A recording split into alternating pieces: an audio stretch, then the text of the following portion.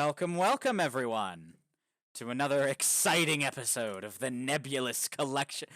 Dear gods, I cannot take myself seriously doing that. Welcome, welcome all. I am joined today by the Blem. I am joined today by the lovely Eldritch Zoe. I'm helping. You sure are. And the delightful Akantarian. I'm lurking. Yes. All right. So, I have my booze. I have my snacks. Now, children, let's make some Christmas. Do we actually get to make Christmas? I certainly hope so. No. God, no. Yeah. Yeah. I maintain that Bun posted the best consensus on it yesterday, which was still, or maybe it was the day before, I forget. It was just Halloween. I get to dress in, like, empowering clothing and, like, do good things and hang out and party to whatever degree I want. Christmas, or Thanksgiving, I am morally obligated to be around people I do not like, to deal with bullshit I do not enjoy. And it is miserable. Isn't that kind of the opposite of what... Like, we don't have a Thanksgiving because we were the fuckers you escaped from. But isn't that the point? We give thanks for escaping from fucking England. I don't think that's what Thanksgiving was meant to be about, but... And you gotta now escape from your family. That's the true Exactly. spirit of... That is fair. That is the I, as true an English experience. person, know exactly what the true meaning of Thanksgiving is. A holiday I have literally never celebrated. Yep. I mean, you've got the gist of it. We just do that. You ever been morally obliged to go deal with people you don't care for and just, like, do that? It's a time. Yeah, that's Christmas. Yeah, That's Christmas. it's that. It's just that. I maintain Halloween best holiday. Fuck you and also fight me. Anyway. I'm doing a war this year on Christmas. Hell yeah. It's not working very well. I think I'm losing. I am a brave and noble soldier in the war on Christmas. Oh, shit. My audio input still catches it even if I'm muted on Discord. No. All right. Wait, what? I don't know how humans work. It's fine. It doesn't matter. Anyway. So, when last we left our brave adventurers, Dreadfuss was busy getting traumatized by Havelock. That happens. As you do. Speaking of, I did a journal entry in character, and those are fun to read if people are interested. I did a hand gesture. I keep hand gesturing, forgetting I'm on the mode. You're fine. You're fine. You can do it for you. Yeah, you can also just hand gesture if it helps you talk. I do a lot. Yeah. All right. Well.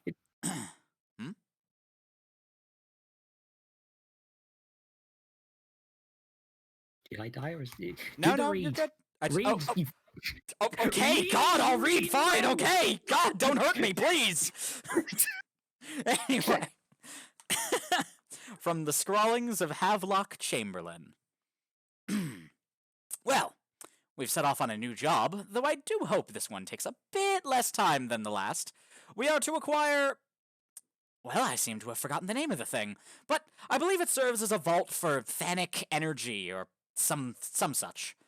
We're working alongside the Myconids, an absolutely fascinating bunch, to stop a rather alarming patchwork alliance from overrunning the forest. Or is it a jungle? I'm honestly not too sure on the particulars. Either way, we seem to be fighting against goblins, humans, and dragons, though I've yet to encounter anything beyond goblins so far. I'm running with the belief that the curator wishes to establish proper diplomatic ties with the Myconids, insofar as that's possible for the collection to do, and expect we will be staying long enough to help them bring this conflict to a definitive close. The environment of this place is absolutely fascinating once you get used to the humidity. I never in my life have seen a place more suited to cultivating fungus. Everything in the jungle seems to teem with it. Many of the creatures seem to have a very symbiotic relationship with the stuff, having colonies of helpful mushrooms or molds growing on them. Needless to say, I've been concocting new potions and the like from samples I've taken here and there, and the results have been very promising indeed. We also seem to have acquired a new teammate. Goes by Dreadfusse, and she seems strange, even by the collection's standards. Certainly has a striking enough appearance, deep red skin, a tail, horns, puts me in mind of classical depictions of devils back home, though I believe she calls herself a tiefling, whatever that is. All of that aside, what truly stands out about her is her extremely erratic behavior. In the short time I've known her, she's posited that I'm an elf, some species with several genetic variations where she's from, apparently, given me several rambling explanations about what chaos magic is, in a word, dangerous, and then insisted that she's supposed to be rude despite her seeming inability to be so. I think we got on quite well, personally. I suggested that we should go hunting, both to get some extra rations made and to get the measure of her abilities, and I must say the results are exciting. She's quite a skilled mage, able to conjure elemental forces quite handily, though she was a bit squeamish about killing our dinner, and now I come to think of it, she's been avoiding eye contact since we got back, but I'm sure she'll adapt. Or get herself killed, though I will try to help her with the former. Thus concludes the scrawlings of Havelock Chamberlain.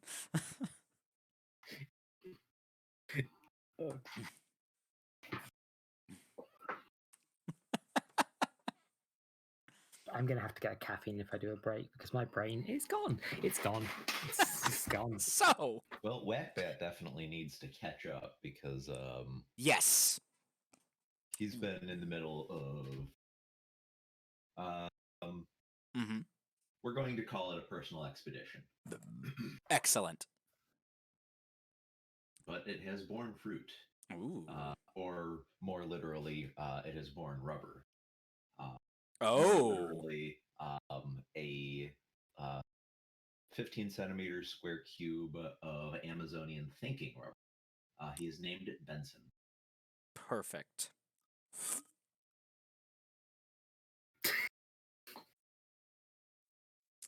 Professor Whackbat is everything I look for in a doctor. Everything. This is my first Professional, impression of this character, Gentlemanly, I Mhm. think. and Oh, yes. enthusiastic. With a mustache that could deflect bullets. And which an eagle could land on. Mm-hmm. I will try to help with the latter. I mean former. Damn it. Welcome, Flocky. How are you? I'm not sure that Whackbat has ever seen an eagle. That's an American thing. That is a and, very American thing. We crushed the Americans back in 1822. Yup. I don't know what an America is. Yeah. Neither does Whackbat. He learned about history books, but Yeah. there's only Upper Londinium. Oh. Meanwhile. Yep. Meanwhile, Havelock is from like 1930s Lovecraft America.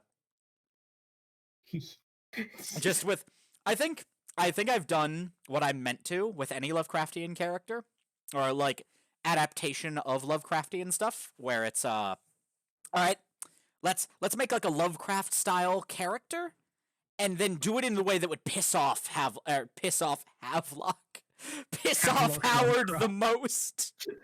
Plot twist. Havelock was Lovecraft the whole time. God. It's just... Yep. God, that's a sort of terrible twist Yep. that somebody who doesn't know that Lovecraft's a horrible racist would make in a thing, actually. So Havelock's just a drug intaking, chain smoking, non-binary mess of a person. God, how did I? All right. I mean, I'm just my old D&D character, but stupider. Unfettered. Look, I think you're the brains of this operation. That's Oh, terrible. no. I'm terrifically sorry. It's fine. It's fine. Pissing off Lovecraft is a noble profession. I agree.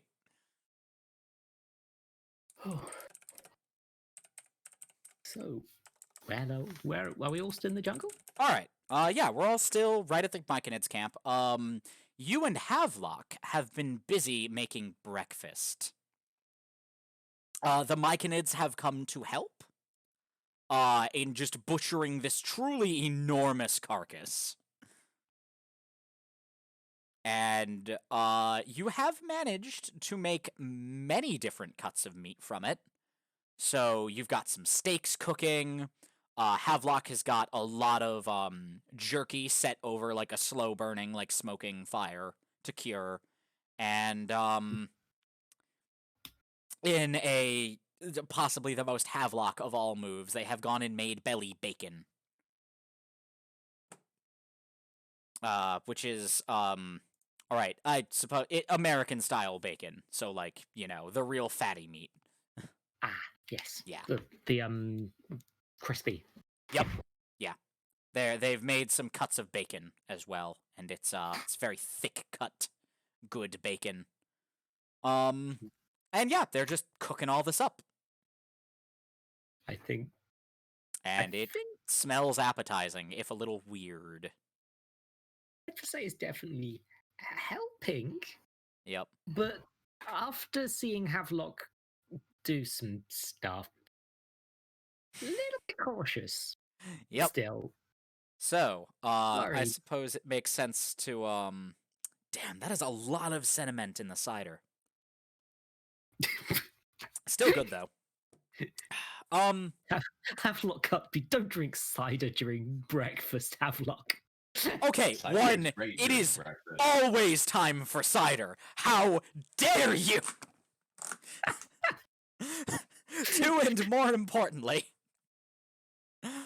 yeah, I could say at this point, Professor Whackbat wanders back into camp with their new cube of thinking rubber. Away is going to punch through the space-time continuum and get a fistful of that bacon. Truly a gentleman's breakfast. Meat and heat. Great to Reminds me see of my you, days in Professor. the front. Great to see you, Professor. Great to So, see you. I understand we're in a jungle. I think What's the maybe a story here? rainforest. We're looking for what did the Rain what did the curator call it? Fanic reservoir vault battery. It's a battery that gets charged with death energy, and Well, that these is a word I understand. yeah, and these people had it, and Havelock just indicates the Myconids at large, all of these like fungus people that are just wandering about. Mushroom people. Yep, and then they lost it. Apparently, there are apparently other humans on this place. I've yet to see any. There's mostly goblins, and apparently some dragons.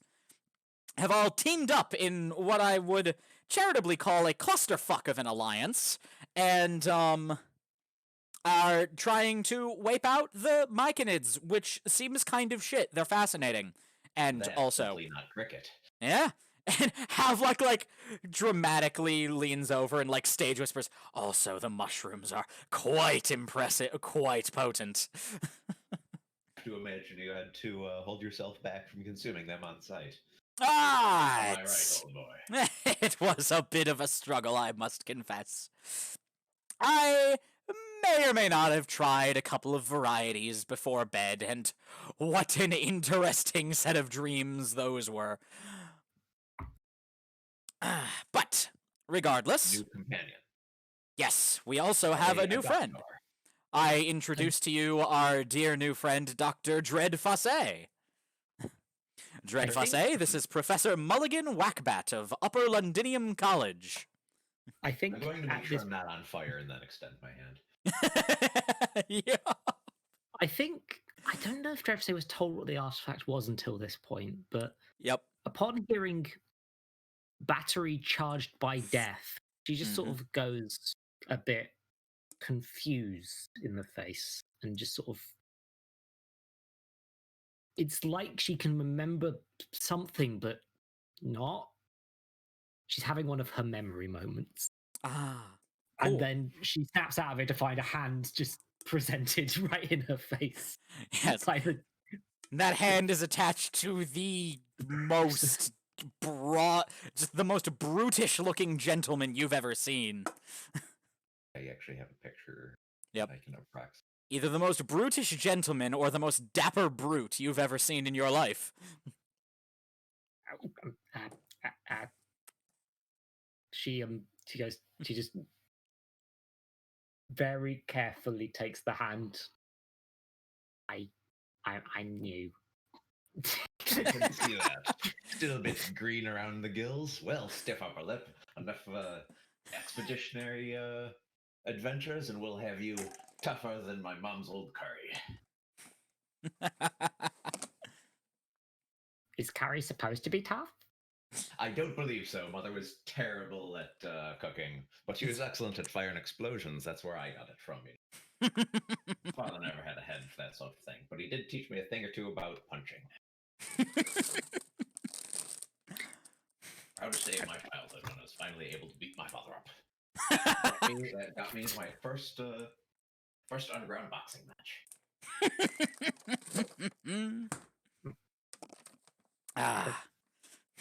What a vivacious family. We had fun. Yeah. Indeed. Good job on the. She pats the back of the hand. It's like, good job on the dad. I'm yes, instructions. Hi, yes.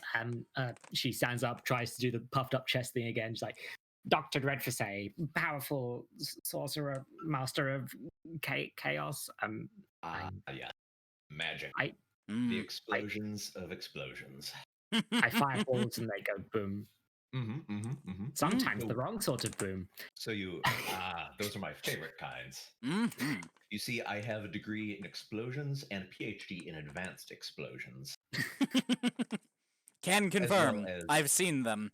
They're kept in a very mastership in impact mechanics and combinatorics, or the science of hitting things very hard. Dreadfusay nods as if she knows what a PhD is, but she doesn't. I've seen the certificates. They're kept in alarmingly well-armored cases.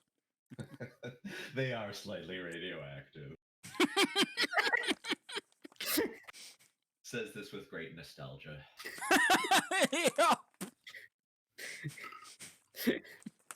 My graduation ceremony was served at 500 yards without warning. Indeed. Speaking of without warning, do we Pretty horrible destruction. Hello, Metamaton. We are, after all, in a jungle. We certainly are. Jungles lack sightlines, which means things could be very close to us, but we would not know about it. As a man of science, I find this repulsive. I tend to agree with you on that. However, sorry, I do science. I do science. Oh, my dear woman, we all do science here. Always a pleasure to meet a fellow scientist. You said your expertise is in magic, which, as we all know, is a form of explosion that takes another explosion and explodes it further, thus exploding reality itself. Transitive principle and things like that. Are you formally trained then, madame? Or self-taught? Which is the one where magic comes out of your hands when you're doing some farm work and you accidentally save the village? The second kind. Self-taught it is. My God, I have definitely decided that the bedside manner of like the doctor who does like the medical stuff back at the collection is definitely going to be like, now, can you tell me if your ribs are merely bruised or actually broken? Tickle, tickle, horrified screaming, compound fracture! Okay! Who had compound fracture? Step up.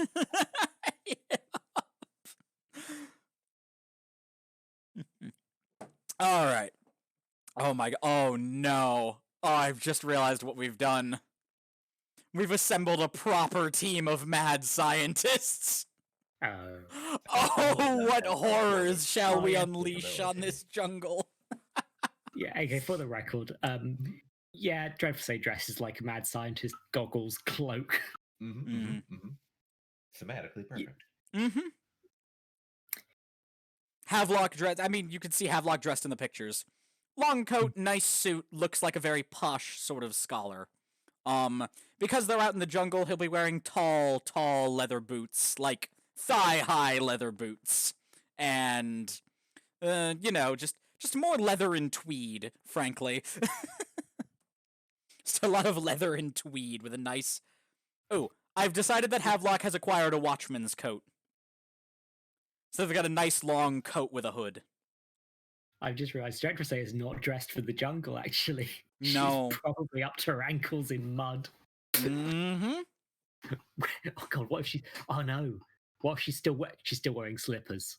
She didn't put on her shoes. She's wearing slippers? She's wearing slippers.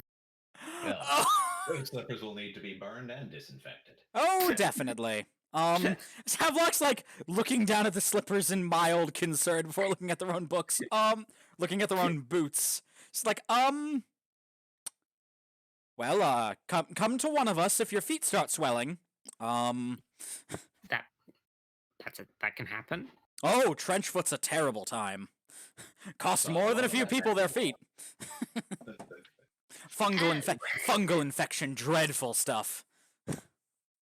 That's not the sort of thing you can win with an explosion. It's truly not. You need the barbers for that. Oh no. Oh no. Yeah, and make sure you don't have any open wounds on your feet. Just jungle's a regular petri dish for all sorts of nasties. Risk of infection. Oh, yes. Dreadful Say has had a thought. Carnivorous bacteria here. Yeah, there's big fungus boys everywhere, huh? There sure are. And they don't have shoes. No, because they're big fungus boys. But we've got several party members currently having a nap. Oh dear. Yeah. Oh no. Please don't steal your Zinnia's shoes. That doesn't go well for you. Please don't do that. Here's the thing. Uh-huh. If it's the funniest option, it's the one that has to happen. Oh god. Okay. We can spin. Hold on. Havelock just like looks down, like suddenly realizes this, and it looks back and it's like, I'm terribly sorry I didn't realize this yesterday. This is my mistake. I will make it right. And like just digs around in their pack. And then runs over to the house.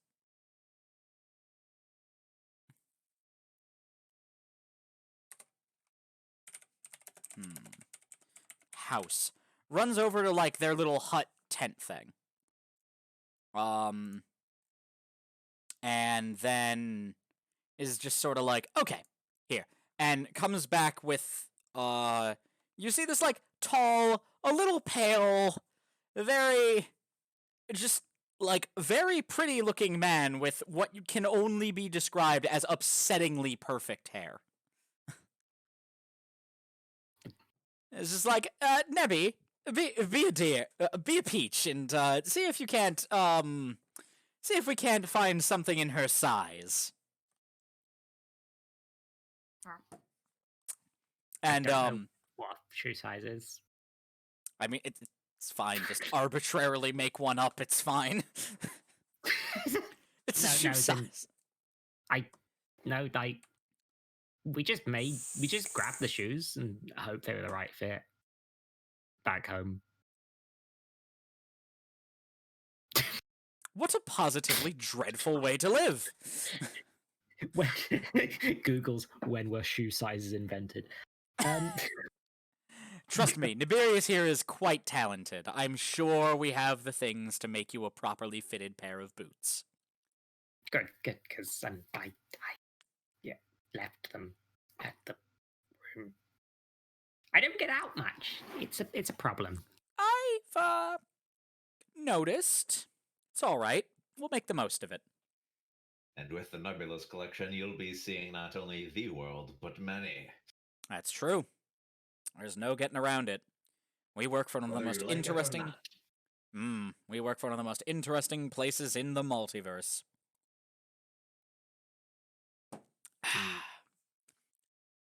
Well, regardless. And Nibirius sets about their task with quite a bit of zeal. They do, like, quickly run up to you. They're very gentle, but very strong. Hmm. It is the sort of inevitable, like, they very gently but firmly, like, move your feet to take measurements and just, scuttle back off. And, no, scuttle's the wrong word. They lope back off. Yeah. They are very fit. Dreadful does not notice this because she is very, very gay. So's Havelock. Havelock notices this very intensely. Just, Yeah, Havelock's just, like, gazing dreamily after them for a moment before, like, pulling themselves together and returning their attention to the group. So, after a nice hearty breakfast, what's on the itinerary for the day, you think? Scout out the enemy forces, figure out a solid perimeter, help these people establish a defensive line, or do we launch a preemptive strike? Well, with that list, you can guess what my answer would be. I figured, I but don't didn't need want to. to assume. Oh, Havelock, I love that you assume that I can change. Ah, I am too stubborn for this. fair enough. Preemptive assault it is. Hmm? I've had a thought. You said it was a magic death battery. A thing that As far as I know, yes. Our resident necromancer is, Havelock, tries to peek into the hut and is like, apparently just out of it at the moment. So, you'd have to ask her after the specifics and particulars, but, I Drev says torn, like she's trying to remember a memory she shouldn't really have right now. But she does have it, but she doesn't, but she does. And you can tell that on her face because it looks like that's happening. is everything okay, Doctor? There was a. Sorry, I'm having a bit of a brain thing. I definitely might have, probably didn't, definitely did What? encounter one of these before. I think. Intriguing. We must know more. Yeah, well, I mean, any details you can recall will be helpful. It's hard because they don't. When I remember the memories, they don't make sense, and when I don't, they do, and it's. Doctor, are you feeling well? No, very much not. She falls back on the floor, just flop. Whackbat will very gently reach out. You know, sometimes when an engine isn't working right, we need to hit it. Do you require a whack? Percussive maintenance. Very politely. This has been demonstrated to work scientifically. Mm-hmm. She looks at you with and sort of does a sort of an expression that displays her two missing teeth and was like, in my experience, not that effective. Fair enough. Yeah. All it does is remove my teeth. Good luck to Havelock. Well, I have exhausted the extent of my medical knowledge. Havelock is like, I'm no expert on the mysteries of life, but, I, uh, if you're experiencing... Are you saying that you are having trouble recalling these memories because you have some sort of trauma related to them? Or are you saying that they feel foreign to you? It's I think I died at the end of them. And usually I remember when I die. Usually. Usually? Usually. You've Um, died? Yeah, I got better. Fascinating. What's that like? Painful. You end up in one of, I don't really remember. Like Hmm, just it was like you're supposed to go to an afterlife plane, but I just was nowhere. afterlife plane? And yeah, no, like my universe has, or the universe I've been to have had planes. Ethereal, material, the dream one, the one with all the toffs in it, Toffs? and the dead people ones. What's mytherial? She's not remembering correctly. Um, the material plane. Yeah, what's that? It's made of mithril. Oh. Everything. Just mithril everywhere. Sounds like a nightmare. How do lamps work? Badly. But yeah, she's like, usually when you die, you go somewhere, is my point. But Oh, I must be was nice. just around. And then I woke up and I was somewhere else. Hmm. I think that might have been a bit of an exception to the rule on dying, usually. But, you know, I'm kind of a walking exception to every rule. But I'm, but yeah, I was, but then I usually, again, dying is painful and Oh, sudden it sure and is. nasty. And I did, I thought I would have remembered it, but no, I just remember corridors and Hmm. strangers and murder and a device that took their souls and used it to get more people So like life, but with more necromancy. and more robots. Yeah. Robots? I I don't know what a robot is. What is a robot? I don't know. Never um, heard the term before. Is it like an automata? Very like similar in a principle.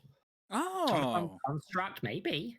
Maybe it's like that. interesting. I was part of the mechanized Steam Corps, so Whackbat would actually have a knowledge of what automata are. That's true.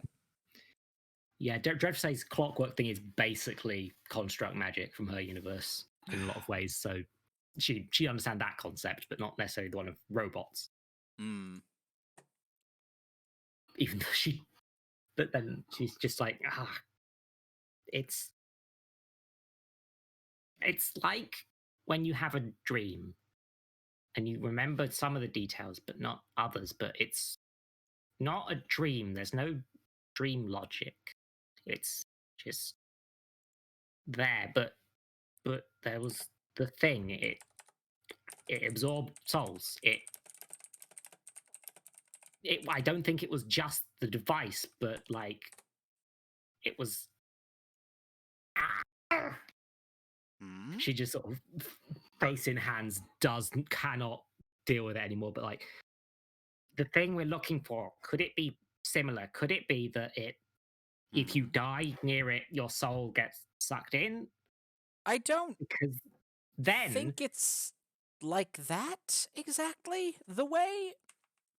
And Yersinia explained this to me a couple days ago. Thanic energy is specifically life energy from a postmortem thing. It is The energy, it is life energy dissipating after it has no vessel to return to. It is very specific type of energy that would have to be captured. I believe she said something about myconids and fungi emitting it almost all the time because they are simultaneously both living and constantly dying. It's a very strange thing.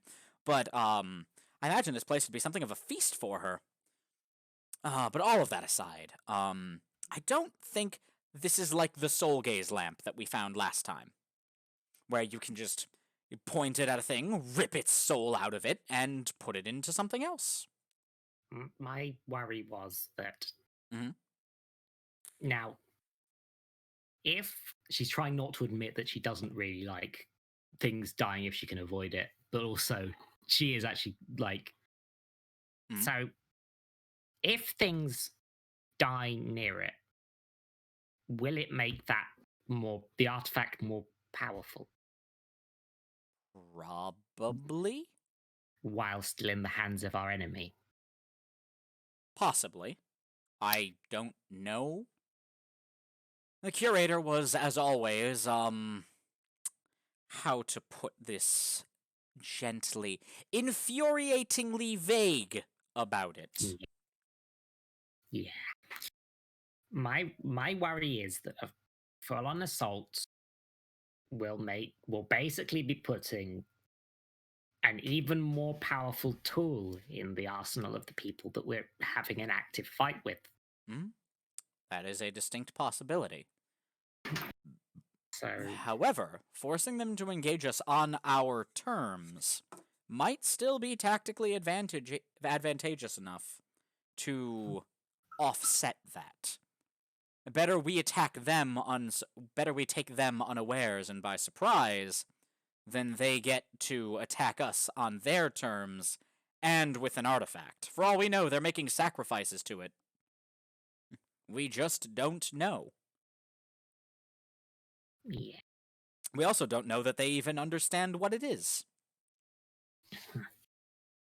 it's times like these I wish I had like a rogue to go do a sneaky A rogue?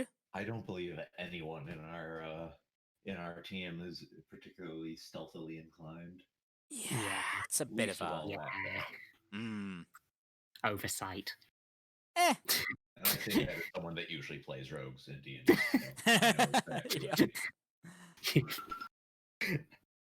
I'm not good enough to play rogue. But yeah, More of a bard or witch type myself, Mm. frankly. Hmm. Although I've been told that champion is a class in Pathfinder 2, and that's very exciting. I can be a paladin, but for a chaos god, and I love that. oh, Gonna fuck. go liberate things. I'm gonna go Oh, I smash dreamed. the system. dreamed. Wantonly go from one place to another and destroy systems. Really Yeah, need fifth to edition get on all that. also tinkers with the paladin and makes them a lot less restricted. Paladin of Oath of Vengeance is a thing for that. That's a similar sort of like, oh, I'm a paladin, but I'm not that kind. Fair. They're quite good. Anyway, Yeah, that's yeah. It's I need to read the Pathfinder 2 rules still. Okay. But yeah, Mhm. We don't know what we're doing. We do not. It's basically Dreyfus sits up. It's just like, okay. So If. And Havelock looks pensive. And then looks at Whackbat and Dreadfussé. And is like, so. What if we got our hands on an officer? and beat the information out of it. Well. And Havelock looks at their book and is like, well, we could do that. Or I could rip the knowledge directly out of their mind. I know you magic users spoil the fun of everything. If it'll make you feel better, we can definitely try old-fashioned torture first. No, I'm not interested in torture. Just good old military and terror. Can I at least break a couple of fingers? Oh, fine, if it'll make you feel better. That's all I ask. Dreyfus just doing faces like, Is something the matter, my good lady? No, I'm definitely not. I definitely don't think torture is an incredibly unuseful tool that will actually lead to them just saying what they want us to think they want us to say, and not the other thing that will actually help us. No, it's fine. It's definitely do torture. I love torture. Me, big torture fan. Oh, Okay. really? It's Smiles woefully very inefficient, and faintly. they might just make things up to tell us what we think, what they think we want to hear. I was proposing I absorb them body and soul and rip the knowledge from their mind. And make them another page in the book, obviously. Definitely also a fan of that. She does a thumbs up. Ah, good, Continuing so to am smile I. very falsely. Havelock with no sense of irony. He's just like, ah, good, so am I. Excellent. I'm glad we're on the same page then. That's just looking back and forth from one another, somewhat bemused, like, man, you're putting a lot of thought into this. Anyway. Yeah. Okay. So that's the plan. So how do we Capture an what- officer? capture? Yes, like do they have patrol routes? We do need to they- take them relatively alive, wouldn't we? Yeah. I can. Well, I mean, my sleep spell seems to be working better than usual. So. It did that. I might need you to try that on me. Later. Yeah, that you did have a big conversation about not sleeping, huh? Sleep is more elusive these days. Yeah, understood. She does a little, very cautious. She goes to pat on the shoulder and sort of like does it anyway, just very awkwardly. Havelock is nothing but gentle. Nothing I but think gentle and kind. That's what makes it way funnier when Dreadful is fucking terrified of them. Oh, I know. It's hilarious. Havelock is nothing but nice and receptive and like smiles when you go to pat them. Your name, Professor Mulligan Whackbat. Mulligan. That's a very weird name, says Dr. Dreadful. It's British. What? It What's certainly Britain? is. The only world power as of 1892. A simply fascinating world you come from, Professor. It's very smoggy. I imagine. And the Industrial Revolution is like that, I suppose. I see you have. She sort of gestures at the arms like big muscles. Yes, he certainly does have those, doesn't he? Yes. It's a useful tool in our arsenal of death. To clarify, I'm not here for the death, I am here for the hitting. Which Yes. is a True. distinction That's what I meant. I meant the arsenal of hitting. Yeah. Also known as striking. Look, we can do a thesaurus thing all day. It doesn't. Look, the point is. I'm sorry. I did not mean to confuse. Hitting and striking are distinct things under impact mechanics and combinatorics. It's true. Based on a ratio of expected force value versus actual shit eaten, or ASE. Havelock's eyes go a bit glassy as they begin nodding politely and saying, at appropriate moments. Dreadful is wondering if this is how she sounds when she tries to explain different types of magic to people. It's very possible. So, in summary, it is in fact possible to kill a crocodile by beating it to death with another crocodile, but in a long enough time scale, it's simply not worth the force of effort put into it. There's far more effective means. Sorry, what were we talking about? And just in time for for the professor to finish up his many hours long rant over just now you've had like a second meal. As you know, you're just eating bacon. yeah, you've just been eating meat. Both of There's them plenty of eating. it to go around. And no sooner does that happen than Nibirius returns carrying an exquisitely crafted pair of boots. How do you spell that? Sorry. Nibirius? Oh. Nebulous. Nebirios, I think. OS. Okay, yeah, I Nibirius. got that. Yep. Good. Yeah. Useful. And Havelock immediately gets up and it's like, Nebby, you're back! And just runs over and like flying tackle hugs this man. Yeah. Who Yeah. catches him deftly in a single arm and like princess carries him back. Still holding the boots in the other hand. And Havelock just follows awkwardly like, hi, hello, hi, boots, hi. Yep, Havelock is just looking blissed out as hell, and Nibirius walks over and hands you these beautiful new boots. They're nice, tall, really solid, like double-layered leather. They have metal toe caps. They're very nice. And they look a little vampiric. You know, like vampiric stuff tends to look very like sweeping like and yeah. my goth ex's shoes. I got the idea. Just gives you a pair of big old goth boots. Yeah, hell yeah. Except probably better made than the real ones.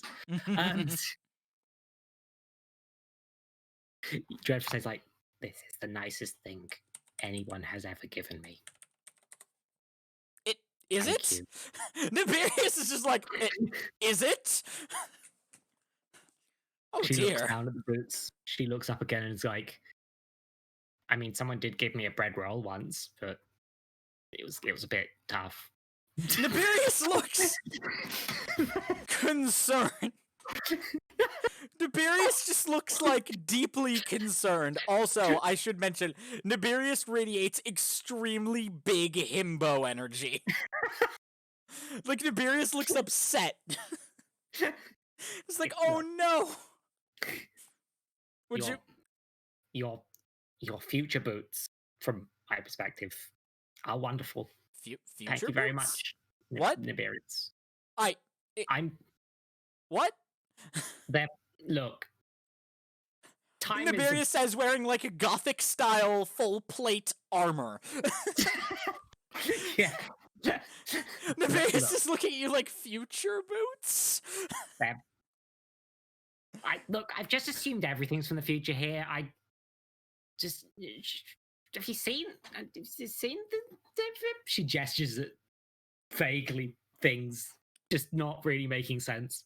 Nibirius, still holding Havelock in one of his arms, leans down to Dreadfuss and like dramatically stage whispers like, I'll be honest, I don't understand most of what goes on at the collection. That's more for Havy here. And just like ruffles Havelock's hair affectionately. It's more Havy's business than mine. Yeah, I think. Yeah. Dreadful takes off her slippers, pulls out. Can I have her pull out like a carrier bag? Yes, like, absolutely. Yeah, they just look. I've discovered this thing. It's a magic future gift called a bag.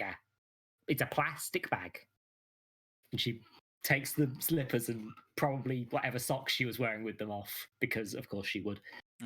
Just puts it all in the plastic bag and just slings it over her shoulder like, and now my slippers will not get mud everywhere. Isn't it impressive? Exquisite. And it's just like, do you want me to, and just looks at these slippers that are now coated in, like, mud and twigs and, like, fallen leaf bits, and just like these things are horrifying. It's just like, do you want me to burn these for you?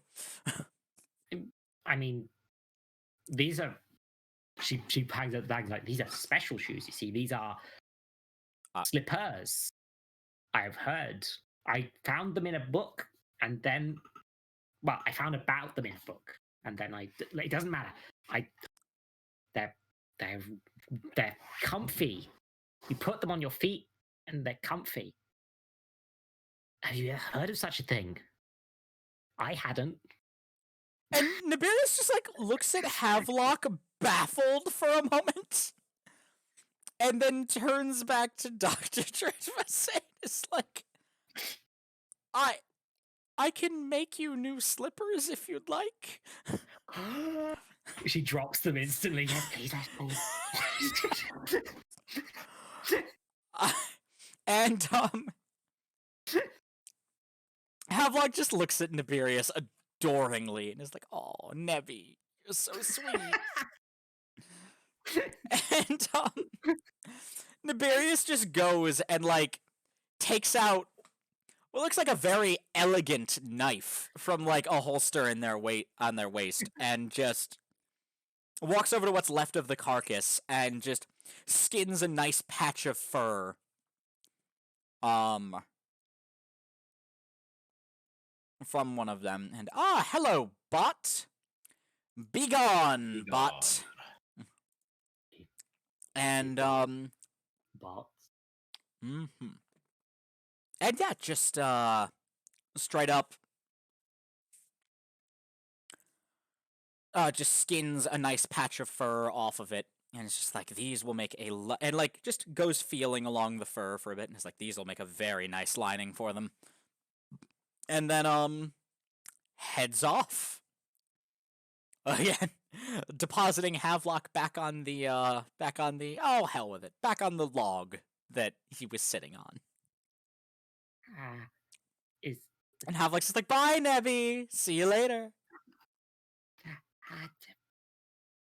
Why is everyone at the thing? She sort of sits down the log, just like, is What? everyone that nice at the collection? Oh, Nebby is uniquely wonderful. And Havelock just has this like dreamy look on his face as he describes his like big dumb vampire boyfriend.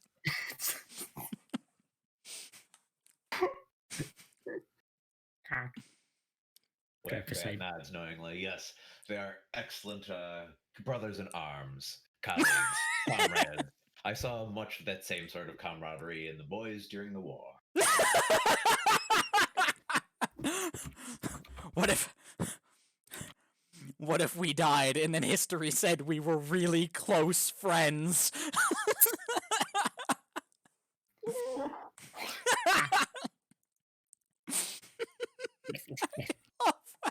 I love that. That's brilliant.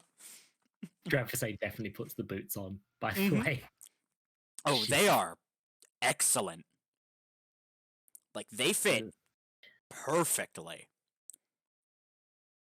She just looks the happiest you've seen her so far. She has been gifted boot. Yup.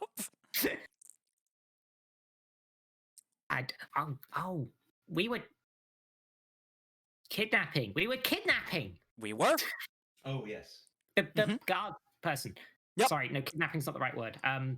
Prisoner of war. No, kidnapping is absolutely a good word. Abduction, prisoner, and lots of words fit. Yeah. Well, okay. So, I know. Havelock, you're like the... Are you the leader? Havelock suddenly looks profoundly uncomfortable and is like, I don't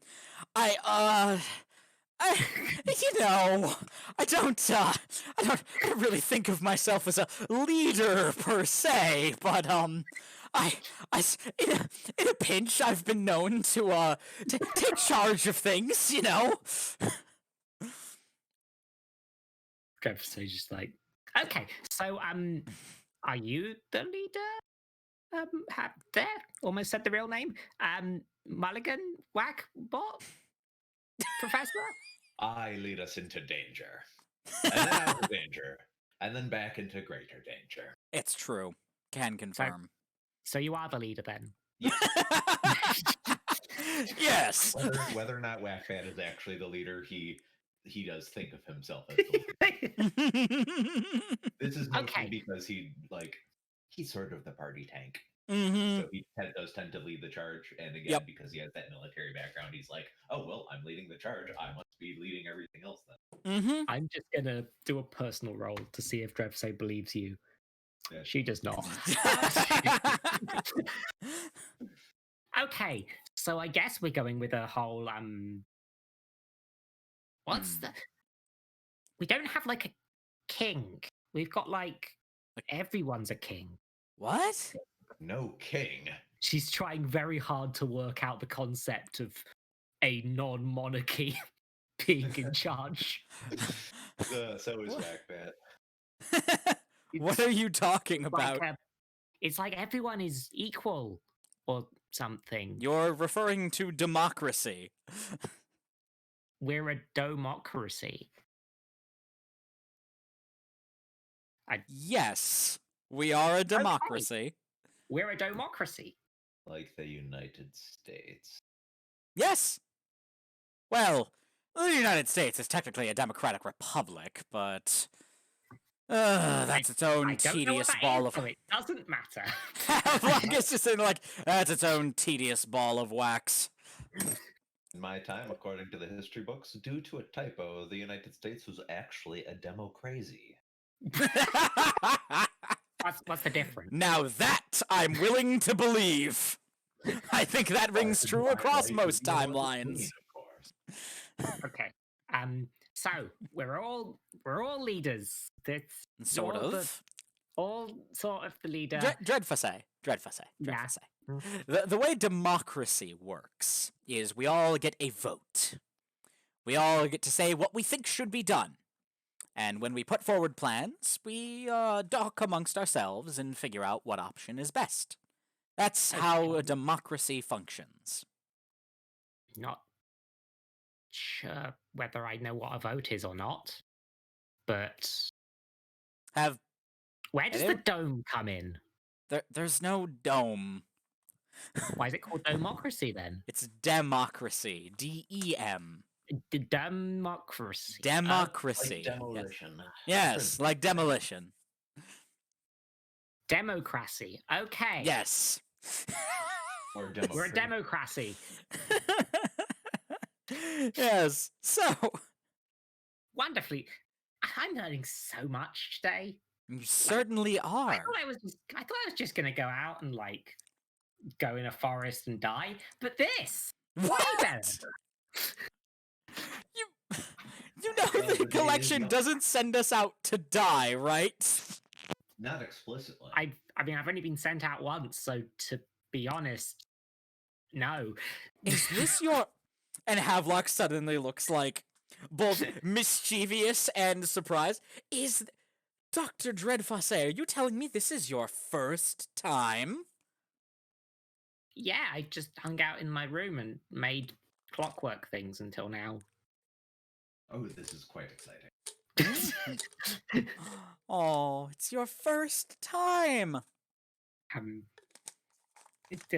the last time we were on an assignment, we didn't come up for air for weeks.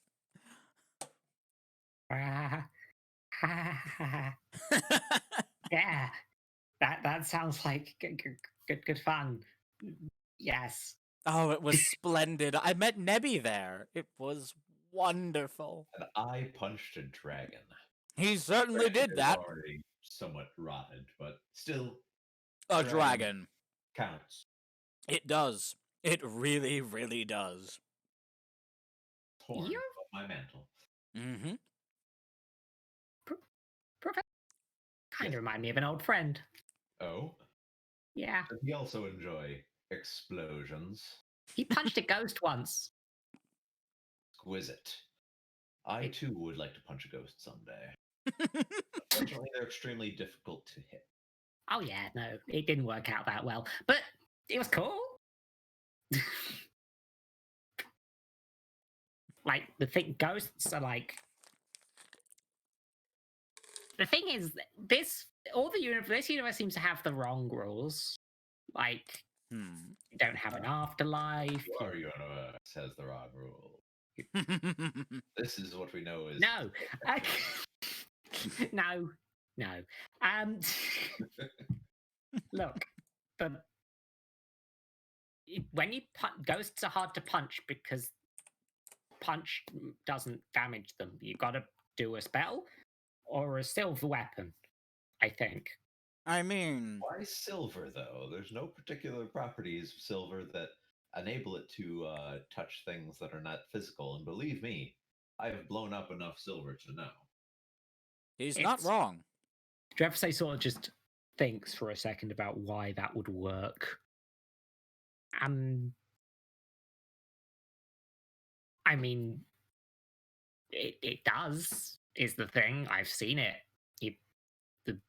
You stab with the silver, and the thing that's usually immune to stab is like, oh no, there's silver in me, and they're in pain. See, Hmm. So it Hmm. works. do we have any silver jewelry? Havelock I begins love that- rifling around in his I love that the end goal of this is becoming silver brass knuckles. Yes. Oh no, Have- no, no, no, no, that would be so gauche. No, I just need some gunpowder and plastic explosives for a completely unrelated reason. Havelock is like looking around, like digs around in his pouch and is just like, well, I have this Havelock holds up like a very nice looking ring with like a what looks to be some kind of like what looks like a family crest emblazoned on it. And it is like a coat of arms with a and there is like a book and there's a book and quill on one side or on one part. And there's just a like there's some mild tentacles around the border. And a crow just perched on top of the shield. It's like, well, I have this. Wonderful. It's my family's ring. And do you care if this gets shrapnelized? Mm, a little, I must confess. Only a little. Very well, then I will not explode it. I respect mean- your property enough to not explode it. Fair enough. On- I mean, you know, if push comes to shove, it's available, I suppose. But, you know, barring that. Okay, so thing one of our democracy, we can punch ghosts with Havelock's ring, right? Sorted.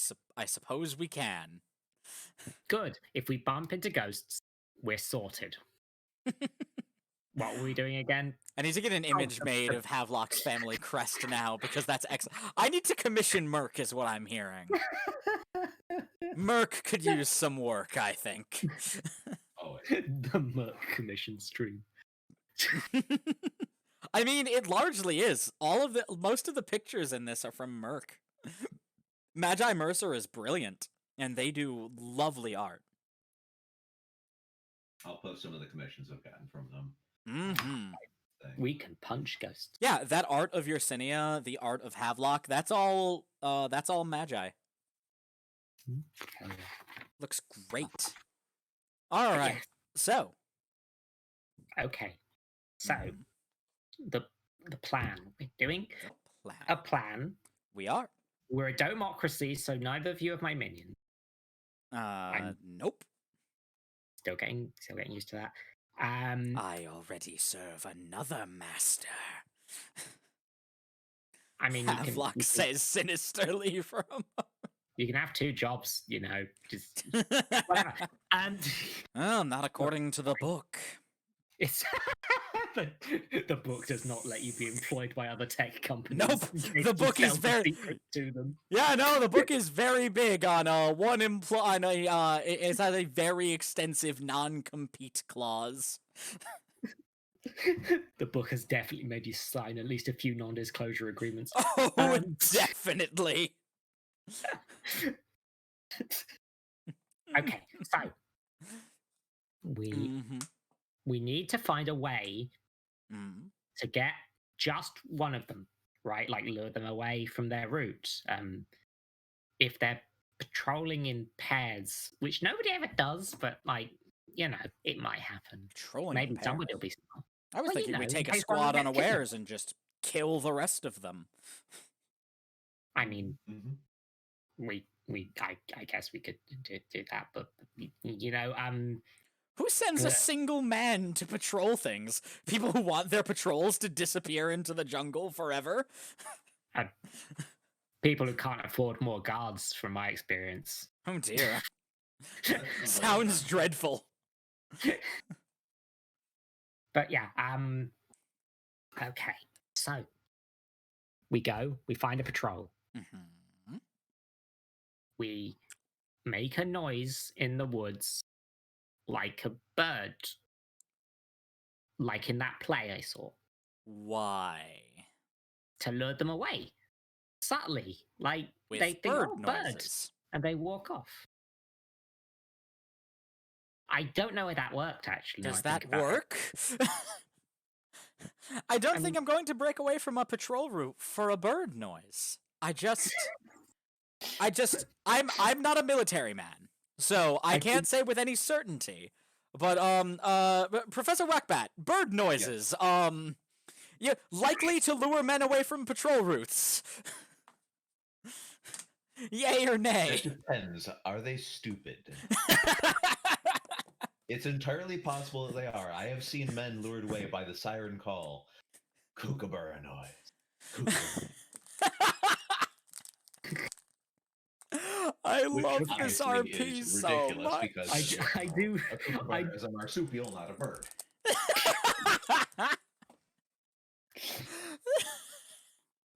Okay, so thing one we've decided is a democracy is Mhm.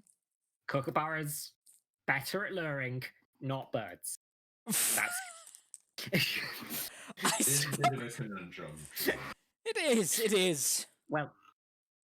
Okay, so what I'm trying to get at is the sort of hitman thing where you just throw a coin and the guy's like, "Oh, what's that over there?"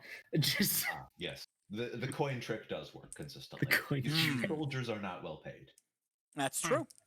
Yeah, if they're hiring a lot of them, they won't be well paid. I'm just Okay. wondering if money is really a thing for these people. Well, what is something they value? Um, Mushrooms? We seem to have a preponderance of mushrooms here. That's very true, but I feel like if they're already patrolling in an area rich with those, I have like it's to thinking. It's like, is there some? They're goblins, I think. What are things goblins like? Small children? They like to steal those away, right?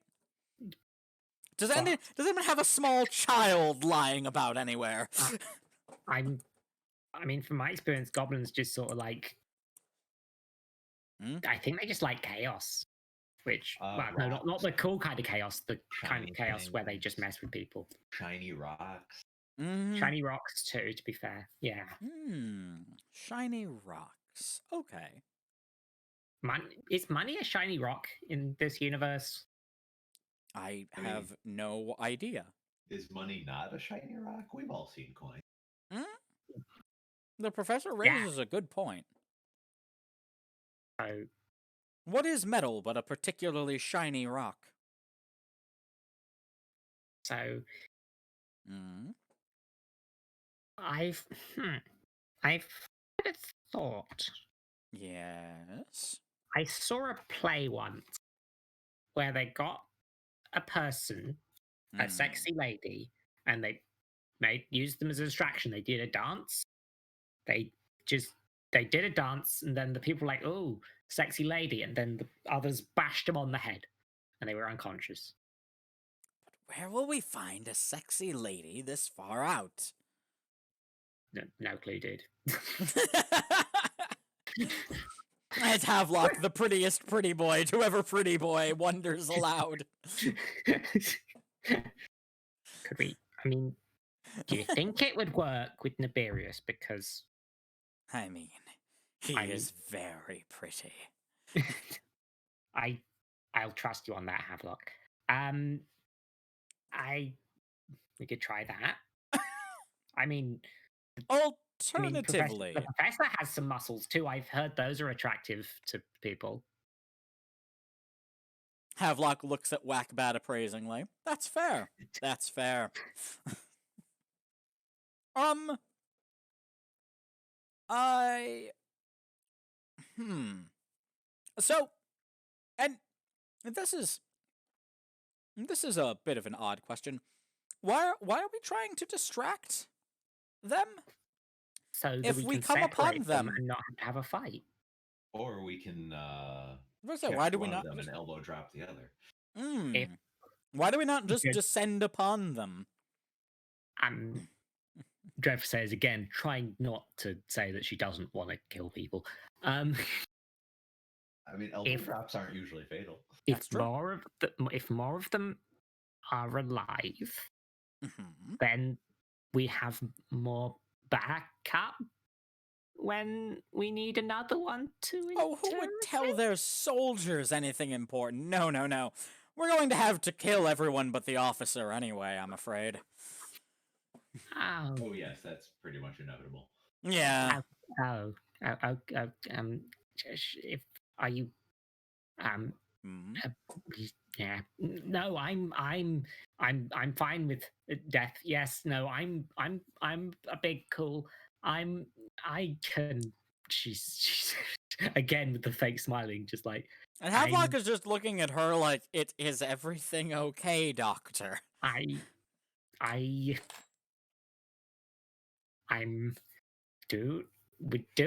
that's democracy. I'm definitely fine with the murder plan. I Doc- have no issues with this. It's fine. It's fine. And Havelock is suddenly staring at you very intently. It's just like, I don't believe you. Why would you not believe this face? She smiles and thumbs up again. Just trembling uncontrollably. You don't have to be okay with murder. We can handle those. Yeah, that's true. Butchery like this requires an it's not- experienced hand. No, it's not. It's she sort of hands in face again. Just no, it's I've killed. I've done it. I've done it before. I can do it again. I can do it again. I can do it again. I can. She's having a bit of a panic Dreadfusse. attack. Yeah, Dreadfusse. And Dreadfusse. My dear woman, there's no need to force yourself to do something you don't want to do. That's not what we're about here. But, and she just looks in the eye and just goes, but murder's all I'm good for. What? I don't. My magic doesn't come out nice. It's always illusions and trickery and pew, boom, eyes everywhere, and when you grasp them by the neck and they just get just the electricity just courses through their body until they go limp. It's Oh dear. She's crying now. Oh dear. Havelock is just looking around in a panic, unsure of how to deal with emotions. Where's someone who knows how emotions work? Whackbat will offer you his coat and a bracing shot of whiskey. Yup. If you Havelock offer will. her the alcohol, She will drink it all. She He won't always, he stop. always has a hip flask on. Yeah, yeah, that's empty now. He has another one. Good. Avlok is just gently, awkwardly patting her on the back, like, there. It's going to be okay. There, friend. She just needs to commit a little murder once. Why did I give my character trauma? Hey, as I spent my youth as a soldier. Mm-hmm. Not proud of that. Not terribly ashamed of it either. And I was shoulder to shoulder with a great many people, men and women alike, that believed that they were doing what they needed to for the sake of Queen and country. It's what we were taught. And well, experiencing war firsthand very quickly teaches you that things aren't that cut and dry. That things can get messy. That things can get awful. But well, the mechanized steam corps don't teach you how to deal with that sort of thing. They treat you as a tool, as an asset. And if you spend long enough in the trenches, enough blood on your hands, you start to think that that's all you are, that that's all you're good for. And I saw that exact realization humble many great people. I don't say this as to offer any particular advice or whatnot, but I think there is a lot of value in recognizing that there's uh, more to what we do and what we are than that. And I obviously can't speak to your background or what you've seen, been through, feel that way, but I can at least remind you that you're not alone, and I understand how you feel. Havelock looks surprised. Not in a bad way. They're like, oh. Whackbat might be comic relief, but he knows when to be real. And he, as a military man, he understands that. This is true. Havelock, for their part, is just like, for my own part, since coming into the possession of the book, I've done some, I'm going to call them unsavory things in service of it. And I'm still trying to figure out exactly what the hell I'm turning into, because I don't think it's human anymore. But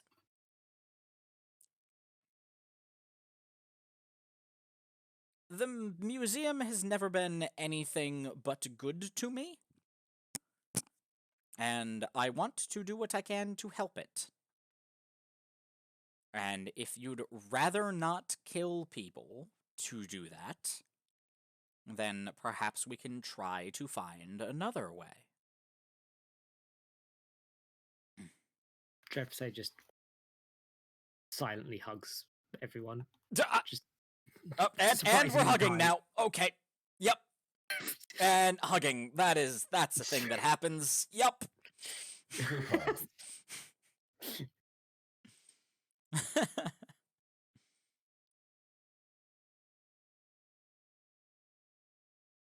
Okay.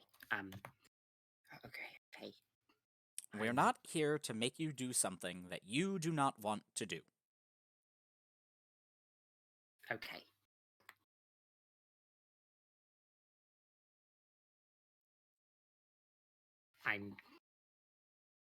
I can help. I just can't. I'm not ready yet. If you don't want to be the one who does the violence, then that's okay.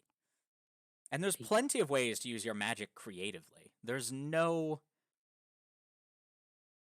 one's stamped a thing on your forehead that says killer. It's not like that. magic, the power we use, it comes from us. It comes from who we are as people and how we conceptualize the world. And that can change and grow, and that's a normal part of it. I'm not going to pretend there's a lot of book sense to be made of magic, but there's an emotional logic that you can follow. If you want to help people with your magic, you can. You just might need to be a little creative about it sometimes, is all. Yeah. Yeah. Ooh, dear. You know that thing where I get too into my characters? I am very much. Havelock is a very big self-insert type character for me. I mean, I'm not really self-inserting. I just Mhm. get a bit method in how I Mhm. do things. Um, Oh, I do big method acting for characters. It's very fun. it's unhelpful right now because the emotions are still there. They're not useful emotions. Yeah, Dreadflay's definitely coming along. She's maybe not going to do. I think it's more that she won't do killing blows right now. Mhm. Just to explain where I'm going. That's But, fine. but I think that one, the you can help you with magic thing is going to stick with her, and I think Mhm. the soldier stuff is going to stick with her. And let's go kidnap a fucking dude. Yeah. Yeah. All right. And I will try to refrain from like skull cracking or neck snapping. I'll do more. Well, just more do it when she's not body. looking. Just she turns her head, crack, turns back. Oh no, he mysteriously fell. How strange. I will fight only with things not classified as weapons. Havelock, for their part, I can borrow. Havelock, for their part, doesn't really have tons of options relating to their powers that aren't fear and horror based. Optional. Yeah. It's a lot of fear and horror. It's a lot of fear and horror and violence. It's just a lot. Yeah, I forgot to make a full list of old Drevsay spells that I could riff off because I'm not going to explicitly do exactly what originally. I'm not going to just replicate 5e. I've got entirely. Oh god, yeah. Please don't. It'd Yeah. be very boring. No. Yeah, I've already written down fucking 20 different elements for chromatic orb that might crop up in the future. Although I do maintain Fuck that it. oil slick is an extremely useful spell. Oh yeah, no, I can take the ideas from it without necessarily replicating them one for one, and I kind of wanted to explore the ideas of what powers I'd given her in the past and things like that. But I didn't do that yet because I forgot. So It's not a huge rush. so or right now the anything. ones in my head are, oh, I reversed gravity that one time that she was level 16, and and also anti-gravity spell. Yeah, it was bullshit strong. There's a reason. It was a high level spell. I'm trying to, and I'm also trying to limit it enough that I'm not just pulling whatever spell out my ass that I want because that doesn't feel fair for problem solving. But also, most of what she does and most of what she always did was throwing energy balls at people. Valid. So that is a perfectly valid take. Okay, so we should go to a forest and hunt men. Or goblins, or dragons, or whatever the hell else they are. Why do I have a bad habit of using men when I mean people. Let's hunt people. Yes, let's. Actually, oh yeah, Drevsay would bring up name. That's very descriptive. Professor, she's all whispers near the professor's ear, like, have you seen Havelock do the hunting thing before? Because I don't want to surprise you with it. Oh yes, there is very little that Havelock could do that would truly shock me. That's Good. fair. Oh yes, the professor and I have gone hunting a few times before. Yeah. Fun stuff. Havelock. All right. Yeah. Do you want to do the thing, buddy? All right. Yep. Havelock takes a moment to make a bit of a show of stretching and limbering up, and is like, "All right, Chamberlain, you've had a delightful breakfast that you killed yourself. You've had a brilliant lunch. Now, let's go find dinner." And Explicitly is looking away right now. He's yup. just facing the complete opposite direction. That is "Nope." very fair. Havelock is very much in like a very hunt sort of mood. And is as the marks on their body begin to glow a bit and they start to look a bit more predatory than before. Just something about their features almost sharpens a bit. You start to hear like, yeah, Whackbat, you're used to this by now. Mhm. When Havelock uses their powers, but like Dreadfuss, you start hearing like whispers clawing at the edges of your mind. Fingers in ears. It doesn't help.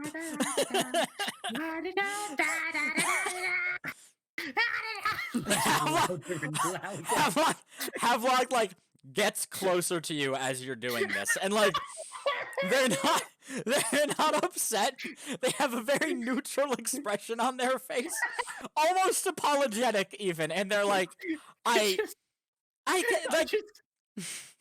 I've just got an image of the faces right next to each other, just increasingly getting closer. Yeah. No, Havelock isn't like, he's not like invading your personal space or anything. He's just, as you start going, just making sound louder and louder, Havelock is just like, and like, looks a bit sheepish. Like, predatory, but sheepish. And it's just like, Angry sheep. She's like, it's nothing personal, and I don't want to alarm you, but couple of things. One, you doing that is going to make it very hard to sneak up on whoever we're trying to sneak up on. And Yeah. two, and more importantly, it doesn't help. I'm sorry. I can't really help it. It's just the way it works for me. I'm sorry. It's fine. It's fine. Everything's fine. So far, Hey, off we go. Professor, what's your favorite play?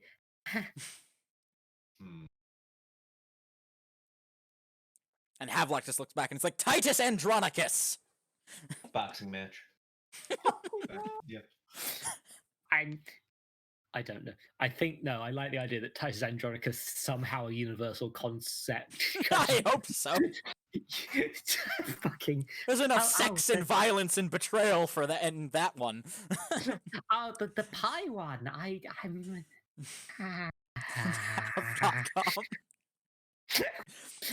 Havelock doesn't back is like, Sweeney Todd is also quite excellent. Speaking of pie, and just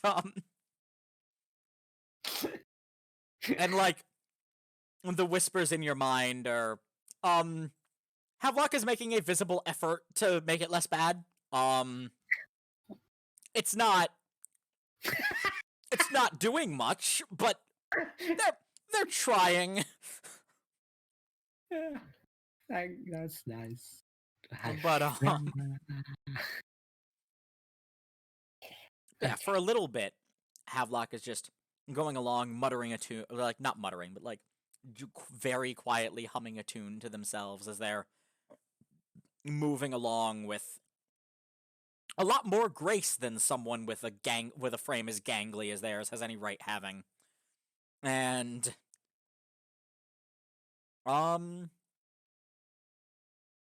eventually Havelock like They're not a canine creature. You can't physically see their ears perk up. But everything about their body language says their ears just perked up. And they start, like, they crouch a bit and, like, signal everyone to be, like, quiet and slow down. And they... Here we are.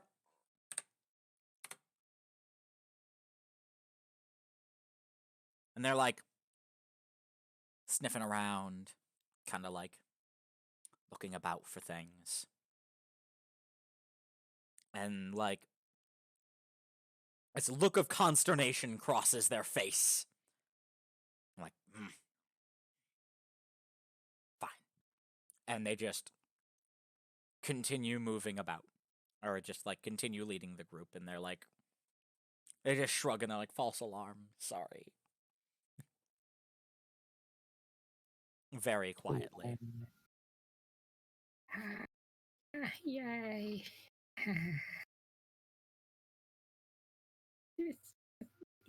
Find anything? Not just yet. Thought I had, but I think I lost it again. Not sure.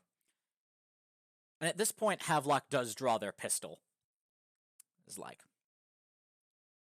And just, like, makes a point of checking it, making sure all the cylinders are loaded. Snaps it closed, and, you know, it's a revolver. They, of course, give the cylinder a spin. Of course, you have to. As you do. It's just what you do. You need to get myself one of those things. Mm-hmm. Hi. Quite handy, firearms. Is that what they're called? Nothing quite like them. Firearm. Mm-hmm. Trev say once. Firearms. God. I'm just picturing Dreadfase with, like, flame gauntlets or some shit. Didn't look at the catalog properly before ordering.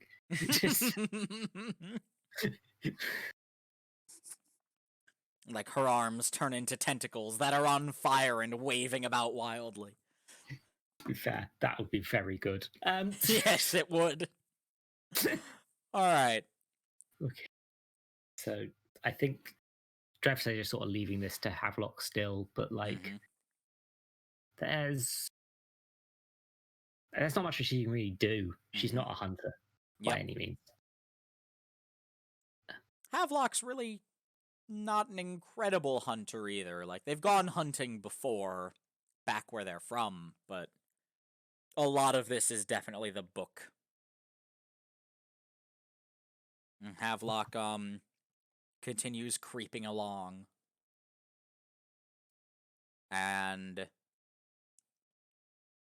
eventually, like, maybe 15, 20 minutes have gone by, and they're like, they perk up again. And they look back. Specifically at Whackbat. Mm-hmm. And the look is just like, I've got him. Alright. And Havelock just, like, using, I'm gonna say, like, it's not great. It's pretty rough, like, one-handed, like, hand signals. Mm-hmm. Just, like, basic, very bare bones. Silent hunting language sort of deal. Yeah, exactly. Just very bare bones, but very clearly evocative of, like, alright, I've got him, follow me, quiet. And, I think Jeff says like what, and then realizes a bit afterwards that hand signals, right? Yeah, as you say what aloud, Havelock just like suddenly spins to look at you, like almost alarmed, and then turns back and just starts stalking along the path. Yep, and is just quiet, like. It's a little alarming to watch because Havelock is just not making the noise they should be. And they just seem to know where to place their feet to avoid roots and stuff. because they got a yes and, so I'm just running with it. And they're moving pretty quick.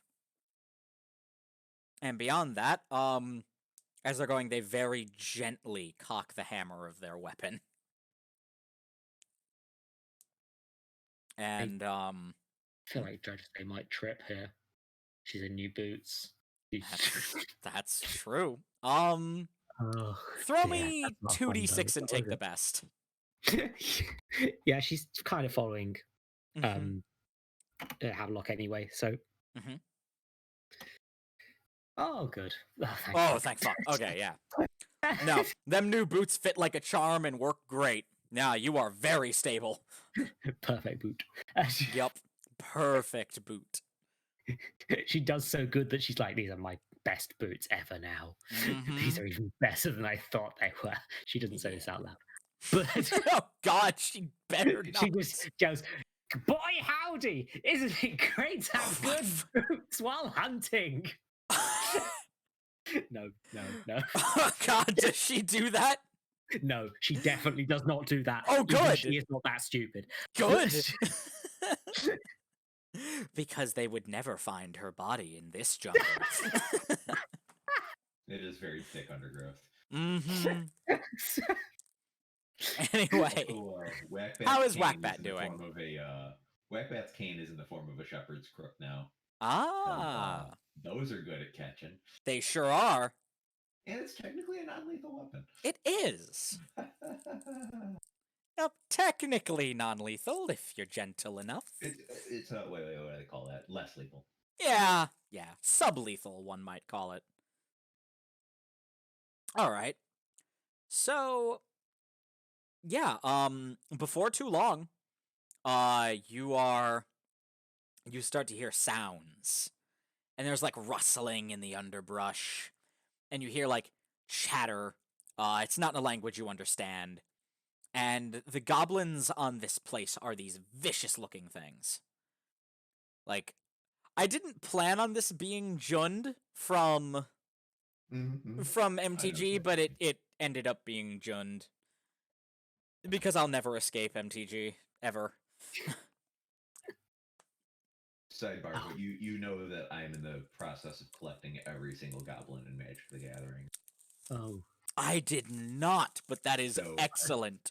I'm trying to work out I what have an Jund is. affinity for goblins as a general concept. I know you are. All right. Anyway, Right. I think it might be in VC share or RP chat. Not RP chat. VC share. Yeah. If you look up a bit, Goblin Mountaineer is one of the cards. Like, that's the way these goblins look. They're like gray skinned and just vicious looking little things. Yeah, they're a little nothing lame. like goblins I'm used to. Mhm.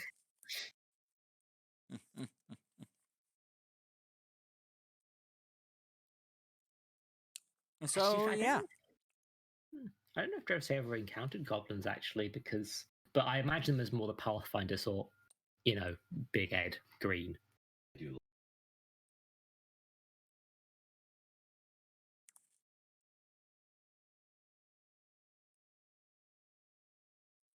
Mhm. Yeah, but Drev says quiet. Mhm. She's trying not to repeat her mistakes from last time. Was be high. Haven't caught one of these in ages. It has been a while. Welcome back, my beloved bee friend. You'll be pleased to know I'm still making excellent use of that track you got, or that you crafted for us. I still adore it. I need to listen to Wazdy's music. Mhm. Wazdy? Wazdy? That's your name now. You can't escape it. I'm sorry. But okay, yeah, if I think she's probably going to make sure that it's okay to do first, but Dreadful is kind of aiming to. I think she's been thinking about the fact that she has that gravity spell, and she only ever pulled it off once, and it's not the sort of thing that is very. Oh, I have an idea. It's a mess of a spell, Hold on. honestly. she's not going. It's not going to end entirely well, regardless. But if she can kind of lift up This is something the you'd be whole good at. party, then the whole enemy party Okay. it becomes trivial Okay, for the rest of them to get for Aki so for Whackrat and Dread and Havelock to deal with them. At the edges of your mind, you suddenly hear a very polite knocking. It's not startling. It's just there. Yeah. And, Is it similar to when Havelock did this previously? same feeling as before, but there's a polite knock this time, so as to not alarm you. And Whackbat, you hear it too. Dreadful opens her mind's mental door and says hello to the stranger stood there. Don't know. Why did I say it that way? And you let the darkness in. Roll a new character. Fuck. God, no. It's just Havelock. Havelock's just there. Yeah. Can I talk to Havelock by thinking? Yes. Right now? Yeah, everyone can. Yeah. Havelock has is- created is- something of a psychic network. Yeah, is Whackrat there as well? Actually. Yes. If Whackbat is willing to answer that door. Witchcraft. Yeah, of course, that's there. Yeah. Hi. This again. Hello. Yes. Yeah. The knocking was a good idea. More warnings. Less. Can I shout in here? Yes. Please don't. It Okay, hurts. Just checking. Sorry. Yeah. Okay. So those are those goblins? They don't look like goblins. Believe that. Goblins are like little green fellas. Not here, they're not. Right number of teeth, but I'm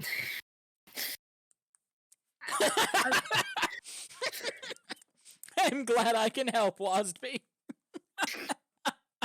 look, okay, so. You know how I said I could do a gravity thing? I do recall that. Yes.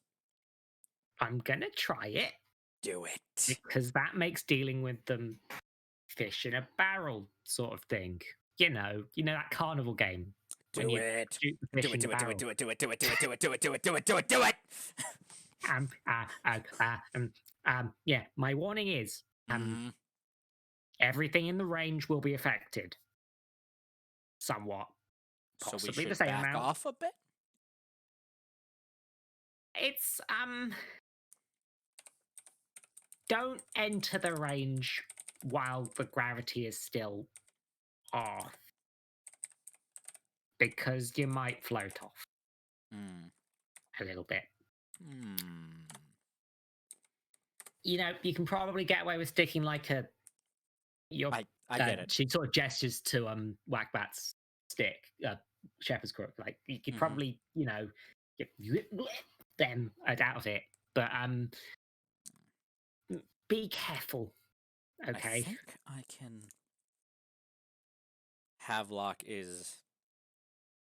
I think I have something perfect to complement it if the gravity spell works. Yeah, that's thing two. I only did this once. Might not work again.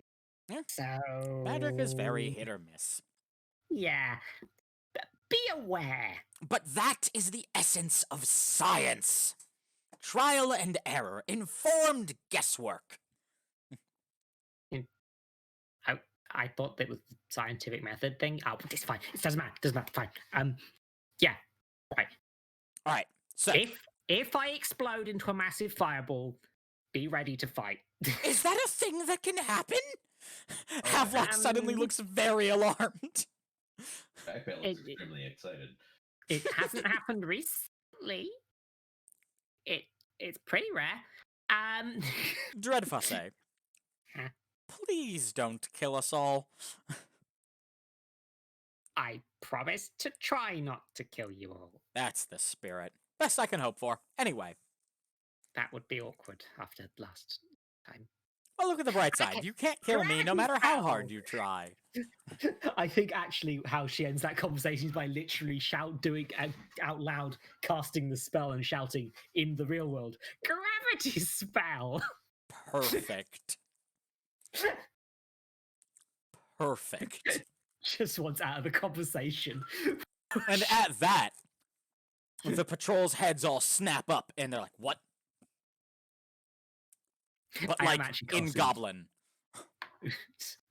So which in Jund I've decided is a combination of adorable squeaking chirps and like growly, gurgly, spitty sounds.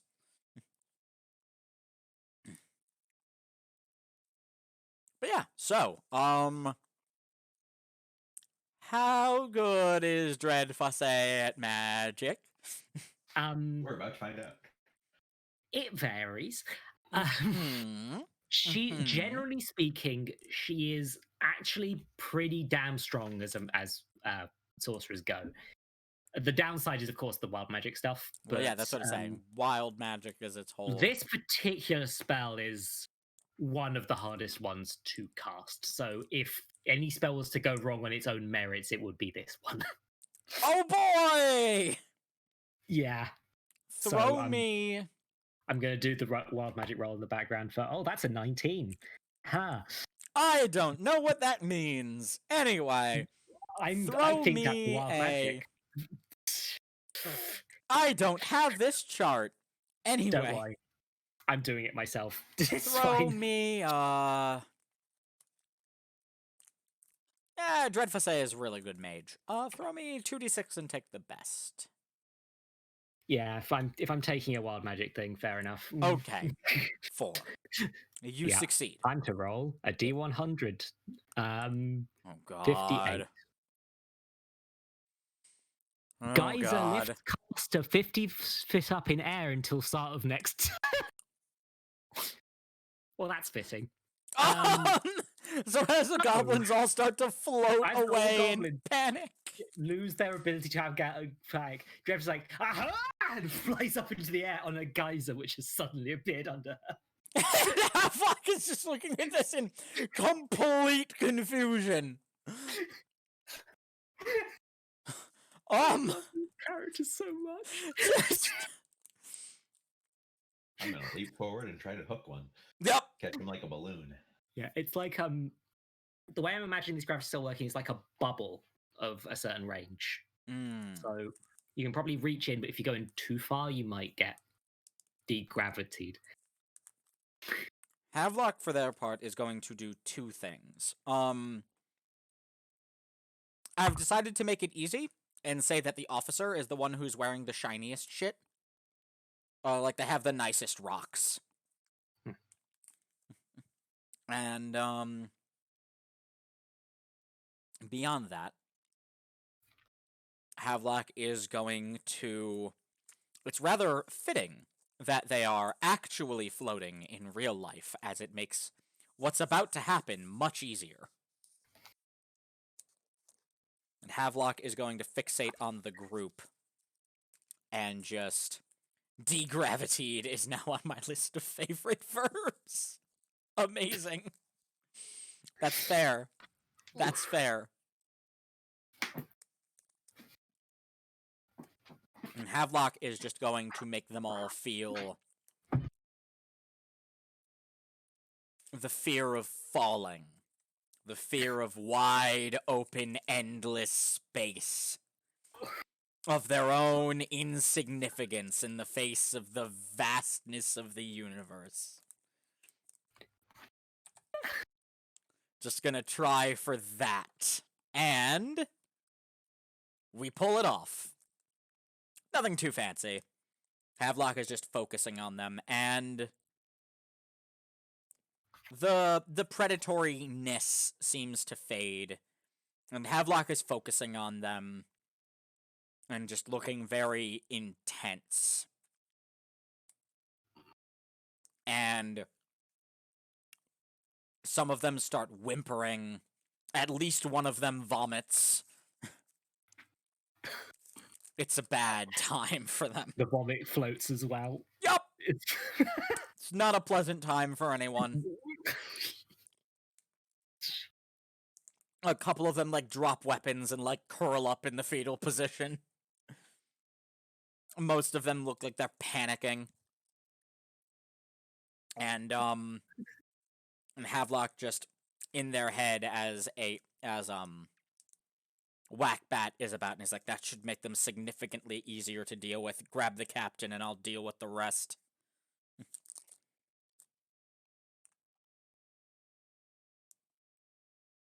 And it is Whackbat's turn. Why is this just my normal weekend? Oh. I'm gonna try and hook one. Mm-hmm. All right. I don't know how quickly they're ascending here, so I don't. I'd say they're probably floating a convenient enough distance. Like, they're off the ground high enough, but it's not... I don't know, I'd say they're like maybe a few feet off the ground, tops. Okay, I mean, I'm tall and my stick is a couple feet long, so Mm-hmm. not too... Also, Yeah. they are not large creatures. Yeah, I'm They basically small. just going to try to get one down to the ground. Yep. Alright, so, yeah. Pick your favorite, and we'll start fishing. Any of them?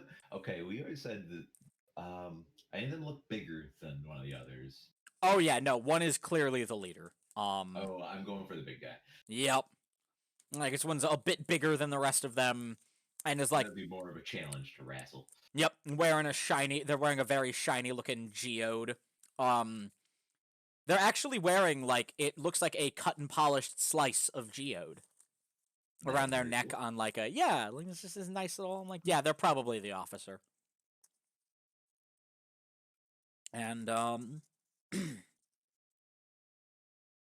this one is a little, less, they look scared, but while many of the ones around them are, like, openly weeping or, like, flailing and screaming, this one is, like, looks worried and very concerned, but is, like, doing their best to, like, not cry and scream and all the rest. Alright, but yeah, so, Havelock and Dreadfus, I have both given you advantages for this, and on top of that, physicality is something of a strong suit for you. So I'd say throw me 3d6 and take the best.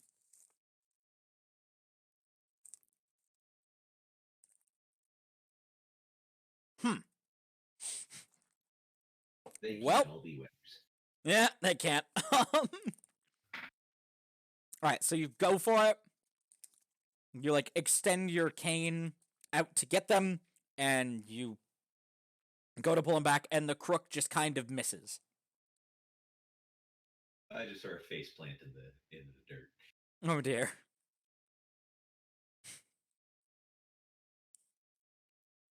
Havelock's like, well, Alright, and now Havelock's just gonna work to maintain this. And does. It is maintained. The goblins for their turns are going to let's say there's 5 of them. That'll make my life easier. Let's see how they're faring right now. There's 5 goblins plus the boss. So let's roll for the gobos here. Okay, so like Pinata. I don't know if this jerk works. I mean, no, it works. Out of Orkshire. No, it's Orkshire now. Yeah, that's where all the orcs come from. Mm-hmm. Orkshire, definitely. Alright, so. It's true. Let's see. So most of them are just floating and having a bad time. I'm gonna say it's the captain one manages to like work their way out of it. They're like concerned and not feeling great, but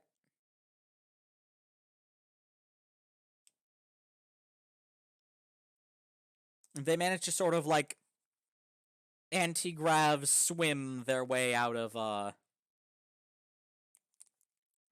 the field and collapse in a heap next to or nearby Whackbat. I like the idea that they just kick off one of their allies. They like, do. once They it rolls through. absolutely do. And of course that ally starts like tumbling in the air and Yeah. crying more. More screams. And that's the goblins. The rest are trying, and some of them are drifting towards the edges.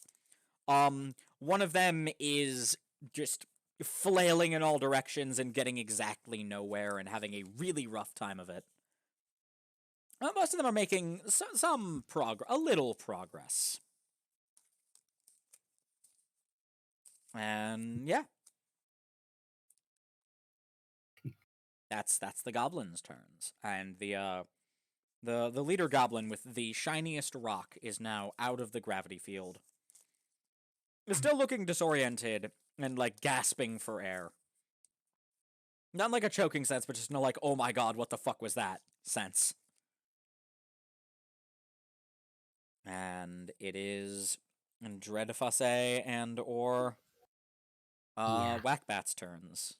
Who wants to go first? Breakfast has been launched into the air. That's a true thing you just said. Yeah. I think it was less of a. I was seeing it more as a constant burst of water, but actually no, because it's technically ending off. It was sort of a blast. She just spirals into the air, trying desperately to keep the gravity field going, and now she's heading downwards towards the ground. Yeah, that's true. So basically, I think this role should just be to try and land vaguely comfortably. You know, not on her face. Yeah. And B, to try and keep the gravity field going, because there is a very real chance that she would lose concentration and everyone would just plummet to the ground. Okay. What's more important to her? I think keeping the gravity field up would be her priority. But all right, that's good. She's willing to faceplant for the course, but then the thing is, if she does faceplant, that does make it harder to maintain concentration as well. So that's true. It's kind of combined into one thing. Okay, well, roll me. Ooh. Actually, she's not that. She's kind of smart. What if she aims to land in the gravity field? So how much experience does she have skydiving or base jumping? I don't think much, if any. It's okay. Does she understand aerodynamics at all? Maybe a tiny bit. She doesn't really come from a civilization with planes, but she did come from Except one with for the dragons. flying machine she made up. Wait, when did she do that? I've forgotten things I've said, apparently. You're the one who said she had a clockwork flying machine that she played with. Oh, wait, yeah, that thing. Yeah, no she totally understands aerodynamics. No, actually, no, she kind of does, huh? Yeah, a little bit. All right, so book, but sure. Throw me 2d6 and take the best. You're pretty level-headed about this. Chaos just kind of happens around you. Yeah. Well, you're aiming for the gravity well. Yeah. No, I think that's a yes. 4 is a flat yes. Yeah. You're doing it. So yeah, she just sort of flies up into the air, just sort of like, okay, and aerodynamic. She's got the lab coat on, right? So she's probably just like flaps. God. Probably. She tries to make a makeshift. Tries to make a wingsuit out of it. It doesn't. It has only just enough effect to launch her forward like a foot or so. but Yep, like it's 'cause it's enough only a that she 50-foot can get into the fall. gravity field. Yeah, Yeah. All right. just like Perfect. Okay.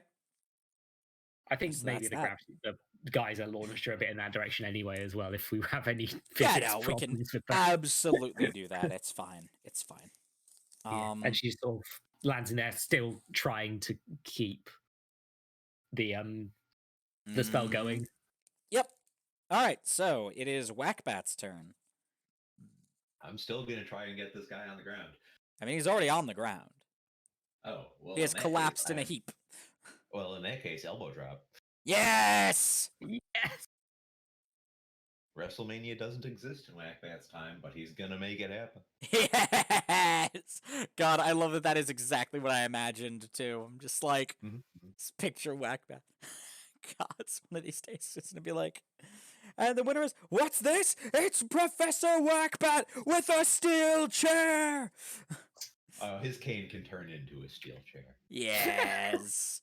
All right. But yeah, so that's that then. Let's He's on the ground. I want to make sure he stays there. yeah, good. Yeah, elbow drop a bitch. Let's do it. 2 or 3d6. This is something of an area of expertise, and this poor thing is still very disoriented. So 3d6. That's a 6. Oh yeah. No, you elbow drop them good. You elbow Alright. drop them so fucking good. So since that's a yes and, can I what I'm thinking here is basically I'm going to elbow drop a little on the solar plexus there to drive the air out of him. Yep. Yeah, empty it out the works. lungs, and then pull him into a sleeper hold. Perfect. It's non-lethal. Just knock him out. Yep. Yeah, it's non-lethal. It's fine. The It's fine. fastest way to knock him out. Oh. Dreadfusse is gonna want to look away for the next part. No, it's not really fine. Oh I no! think the funniest Whackbat's possible fine. Havelock, on the other hand, has ideas about what to do with the rest of them. Say lands facing the right direction to just see this elbow drop right in front of her. Oh, it's glorious. This elbow drop is archetypal, the stuff of legends. And yeah, no, just this poor thing just starts gasping, like cannot breathe properly. And on top of that, yeah, now it's in a sleeper hold and it's just having a real rough time. I think she's equally traumatized and impressed. Yeah. Probably going to be a lot of that with this RP group. Yeah. Yeah.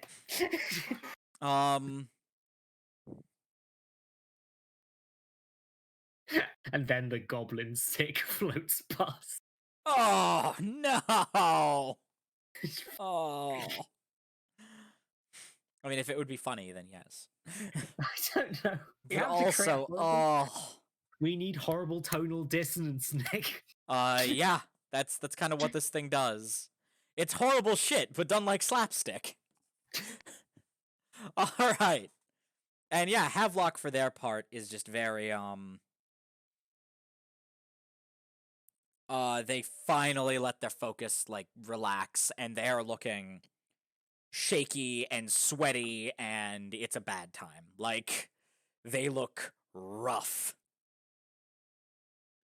And the most of the goblins just, I'm gonna say, what do?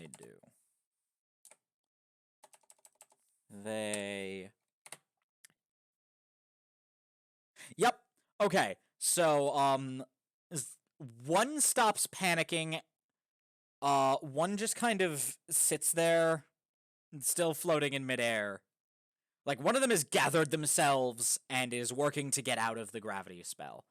The rest are either catatonic or just trying to gather their wits. But 2 of them have just gone completely catatonic. Oh no. Like, those 2 are probably getting sacrificed to the dragons when they get back, if they get back. Yeah. I'm sorry they're not getting back. I thought of what's happening next turn. Oh? I've thought of a Oh bad idea. no.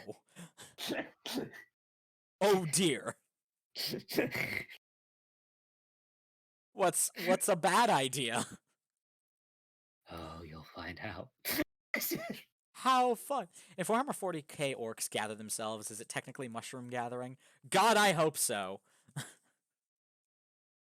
God, one of these days I'm just gonna send people to a 40k world in this, and it'll be very awful and very fun. And there's gonna be orcs there. It's gonna be great. I know very little of 40k, and what I do is a Bad mess. Cockney accents and Very everything's red. Oh, It's Spice great. Marines!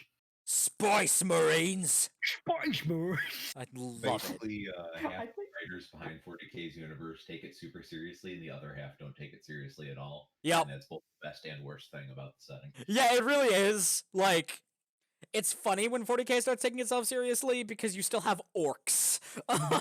That's why the orcs are my favorite in 40k's, because they're never serious. Yeah. I Yeah. love the Necrons and I love the Adeptus Mechanicus because I'm obsessed with technology, but the orcs are a particular and special delight. They're psychic fungus. They are They're literally acne psychic fungus. fungus. I It's feel so like in- good. I feel like in hindsight, if I had £1,000 or so to spare, I'd probably start playing Orc. One of my friends posited that the best way to play orcs is just to the hell would it be? Just because we were talking about like different models and stuff and paint jobs and things, and the fucking how did they want to do it?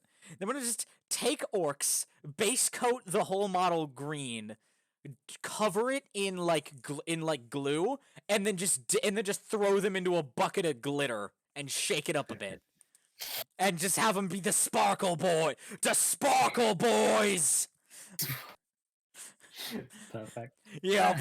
And I'm like, if that ain't Why orky, would I you don't do- know what is. Okay. Well, we're playing a video game, tabletop game. Yeah, we are. Several even. Okay. Yeah. Yeah. I want that to be about the Sparkle Boys. Good. Is it? I think it's. Is it Havelock's turn, or no? Is Havelock before the Orc? The Havelock goblin? is done and exhausted. Rip. Okie dokie. They're child in the sandwich. Yeah. So, if it's Dreyfus's turn, It is. I know what's the thing is. She's just seen something that's equally impressive and traumatic, Yeah. and I think she just screams, which I will not do because it will destroy my voice. But she just Scream. screams, and I think magic energy just bursts out of her, just like an explosion Oh! of magic. Oh! So she's having a bit of an angst time, but Oh! also I Okay! think all the orcs in the circle might be about to be dead. These poor goblins. I'm sorry. You came here explicitly not wanting to kill goblins. Yep. And we made a Yep. plan about not killing goblins. Yep. And then you pulp all the goblins. Perfect. I love it.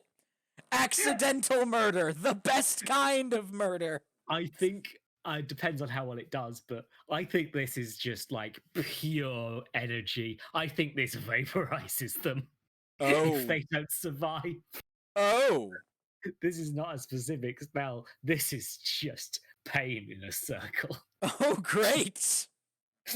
Looking forward intense. I know exactly how this is going to play out. Throw me 4d6. You haven't told me what these dice do, but yep. Perfect. Oh, Okay. yeah. This isn't a I got traditional roll. 13, by the way. Yeah, I I know. got- And this is perfect. Okay, so the way this works is very simple. As you let out this ungodly shriek, this like scream of just pure destructive energy, the first goblin to get hit just dissipates into fractals. just dissipates into fractal patterns. The second one seems to just vibrate into a pile of ash. The third one just... The third one seems to implode in on itself. It starts... you know, like Mag's crush ability in Warframe? No, sadly, but I know just, what an implosion is. Yeah, it just sort of implodes on itself, but like more slowly.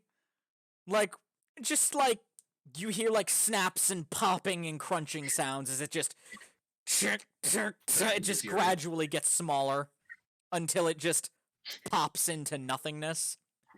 And the fourth one just explodes the good old-fashioned way and just coats everything around it in blood and viscera. Shit!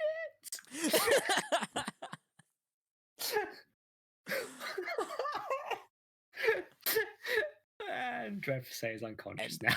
Havelock is just looking at all of this with just like shock and delight on her face. Like... I think Dreyfus might fall unconscious and the gravity field would drop if she does that. And it's suddenly literally raining blood. It's just a fine mist of blood just raining down on the entire circle area.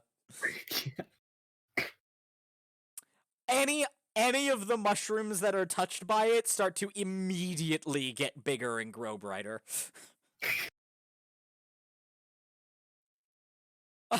Alright.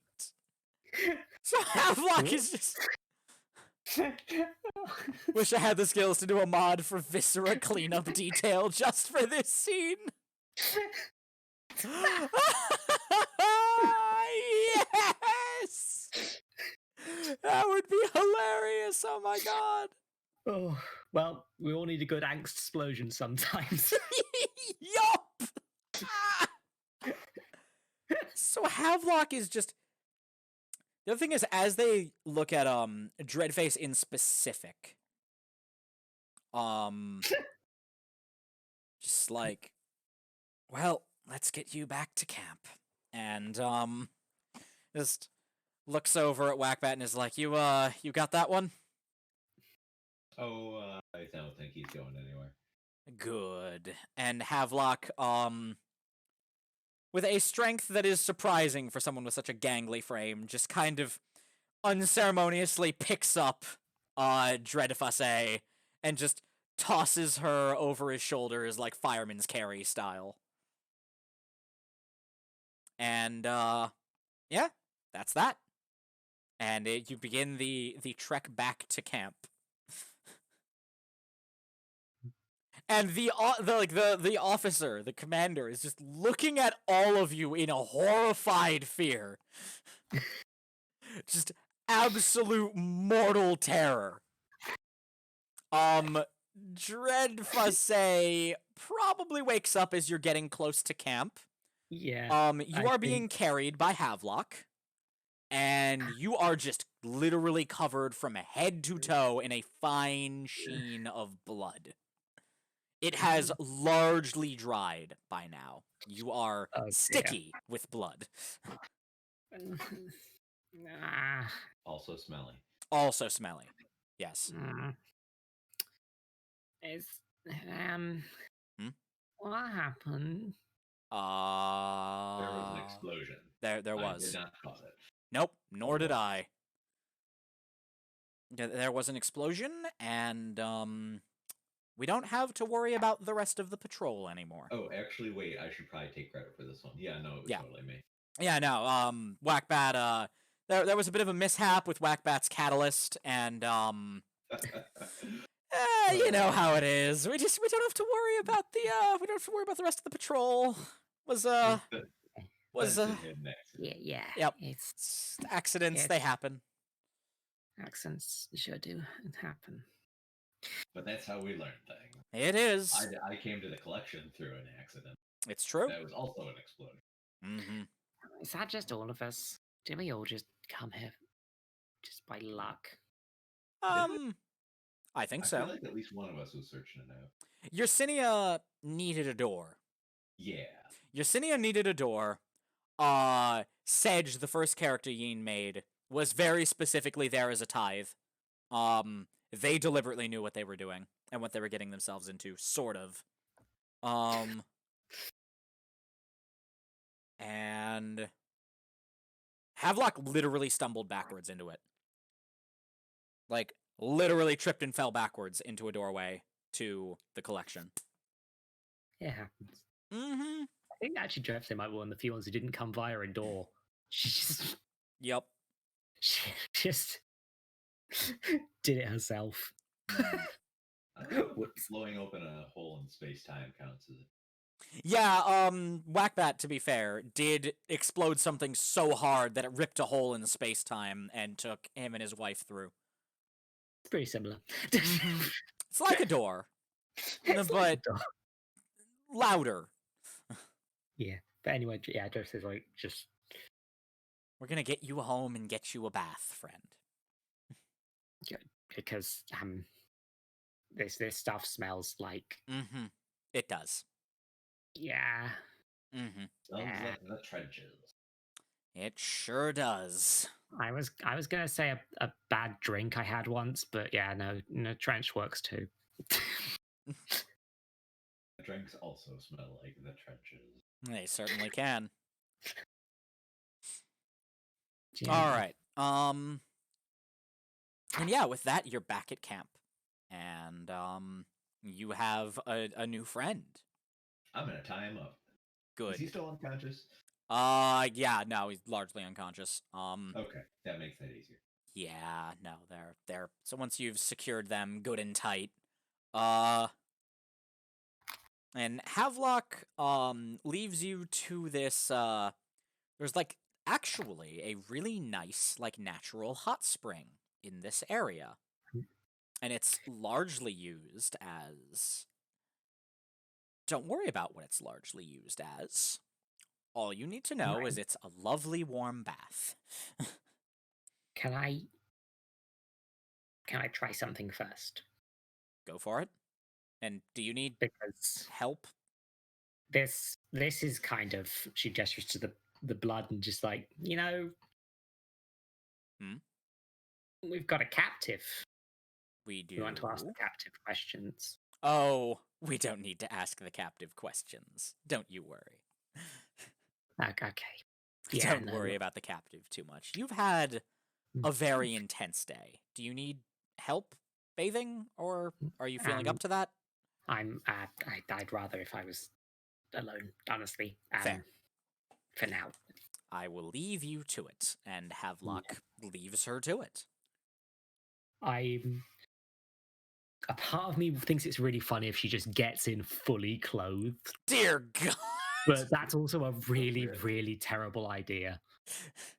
Oh, those clothes are pretty bloody. Those clothes are pretty bloody she's and need gonna a wash wash. them anyway, but like it's more like she just sort of doesn't care enough. Just I think no, actually, she'll take the boots off. I think she's like she The boots cares. are lovely. She loves the boots, but everything else she just walks straight in. Yep. Just quicker than washing it. Perfect.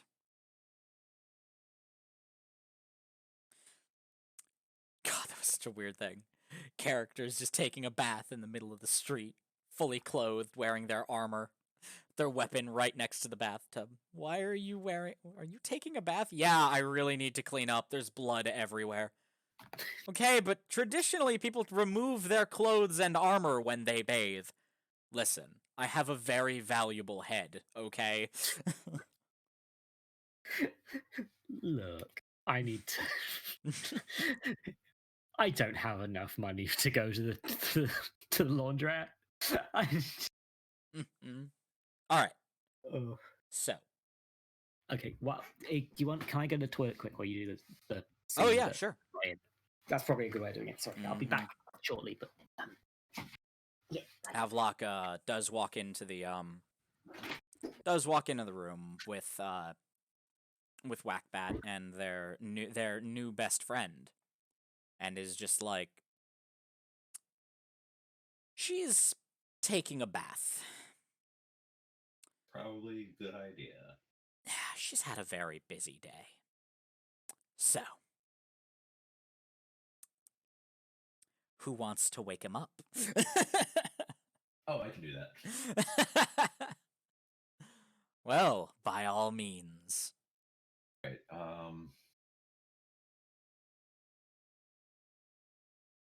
What's that thing the smart people do when they Mhm. mess with your head? Uh... Psychology, and then I headbutt him.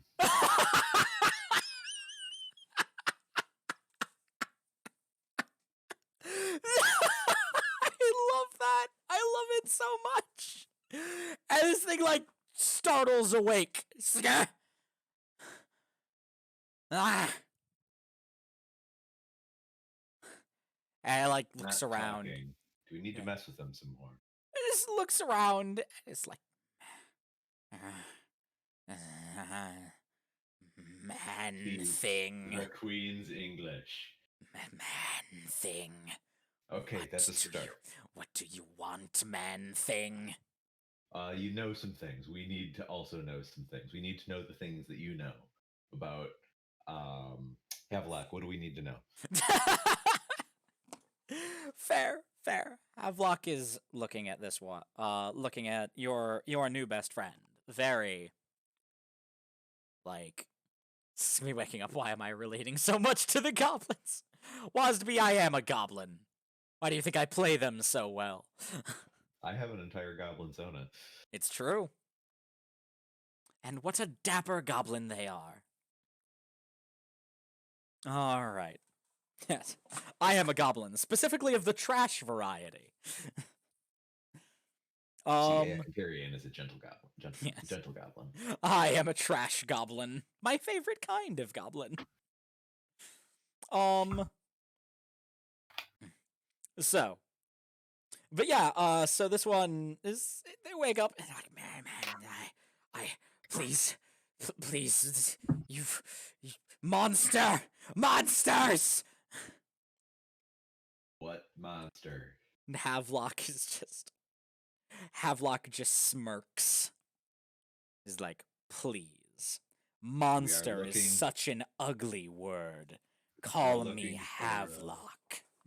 We're looking for a battery that explodes. We're looking for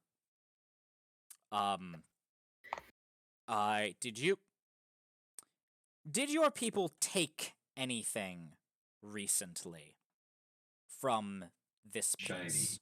Yes, Tingly. probably shiny. Probably tingly. Probably also tingly. And they're like looking like the Did you lick it? the thing, and like does look at Whackbat really strangely for a moment. Like there's this one just surreal moment of like, what? It makes sense in context. They're back to being scared, and just it's like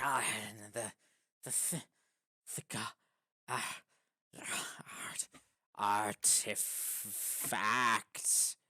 The artifact. Yes, from the mushroom things. Yes, we took thing, gave to dragons.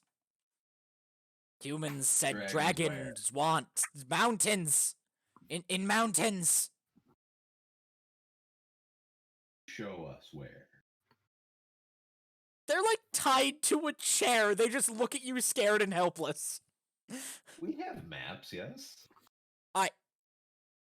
Havelock's like, do we? I thought you would know. I don't think we have any. Can we haul him outside and he can point? Yes, With we his can. spin or something. Perfect, yes. And they do that. And he just points like follow the whole chair outside. Yep. And like, get your bearings. Yeah, and they're just like there. And they're like nodding their head in a specific direction. Is there like a mountaintop or something? There is a mountaintop visible over the jungle. Also, it is possibly a volcano, as there seems to be smoke coming from the mountain. That's probably nothing. Yeah, probably All not. right. What else do we need to know? Looking to Havelock. Well, let's see. Yeast, I thought you said it was Weast. God damn it. All right, and Havelock's just like, so. Are they making sacrifice? Havelock's marks start glowing again, and just their voice takes on a very specific sort of intonation. They're like, are they making sacrifices to the object? And the goblin suddenly just goes very calm. Just like, no. From what we know, it is an object of power to the dragons, but they are unsure of how exactly to use it yet. One of them is very clever compared to the rest. I do not like hearing him suddenly speak proper English. Yeah, That feels real bad. it's upsetting. It's very upsetting. And there is this dawning look of like horrified fear on this goblin's face as they're doing it. They're just like, we don't know a lot about it. It's not something we were trusted with knowledge of. All we know is that it feeds on the energy of the dead and dying, and many of our people are sacrificed to the dragons, the mountain lords already. We believe the dragons, if the object has any significance, we are not aware of it. And Havelock, Havelock, at that point is like, you've been very helpful. Thank you. One last question. How many of you are there? Where is your stronghold? And it's just like, many. We are thousands. Thousands strong. A few of the human shaman have joined us. And of course, our great mountain lords reign above us and alongside us. All praise be to them. And just starts, like, just talking a lot of that. And Lex like, well, you've been... And I've, like, at that point just leans in real close to him. It's like, you've been a peach. And just puts his hand on their head. And does as they do, as the book's chains just unwind down Havelock's arm and open to a new blank page. And Havelock does their, their I wish to eat thing. And, as this goblin slowly gets absorbed into Havelock's hand like a fucking Capri Sun being emptied and eventually absorbed. The book has new, like, writing appearing on a page. And after a moment, it's over. And Havelock looks like he's just had the most refreshing, like, just the best meal he's ever eaten.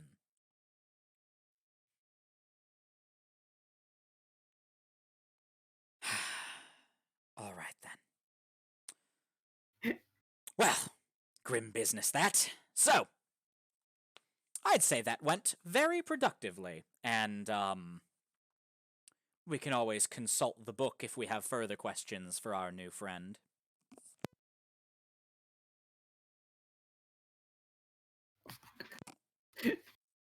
I'm in the bar. I'm gonna headbutt it one more time. Just to be sure. Yep. Okay, Yeah, looks no. like we took everything out there. Oh, yeah. No, this thing is like... What's you, like, try to headbutt what's left of it. You're welcome to, I suppose. It's sort of like, headbutting a mostly deflated sex doll. It's like that, yeah. And as and, like, Havelock's, like, oh, I don't know what we'd do with the what am I saying? We'll give it to the Myconids as a gift. They'll love it. Yeah, it's a garden for them.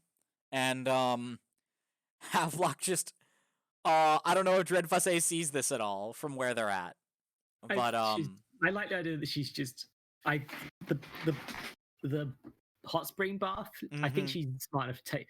I like the idea that she's smart enough to take everything that's going to get damaged out, put it on the side, but is still just wearing all the clothes, definitely facing away from where all the shouting was coming from, Yep. trying to relax. Uh-huh. Just when it gets louder, her head just sinks under the water. Yup. The springs are quite nice, if a little mineralish. There's definitely like a buildup of minerals around a lot of the edges.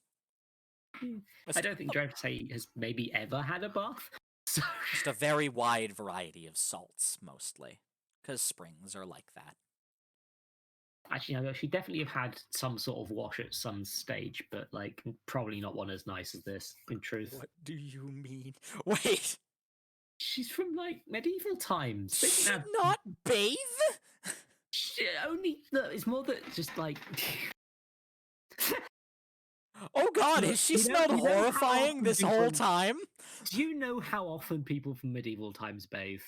Like, it's like once a month in a cold tub of water. Like, Unless they were rich, then it was a warm unless they tub were of rich. water. Dreyfus was not. So, Yeah, fair. so she's like. I mean, I like the idea that she smells okay. Like, she magically smells nicer than she should. That's fair. That's fair.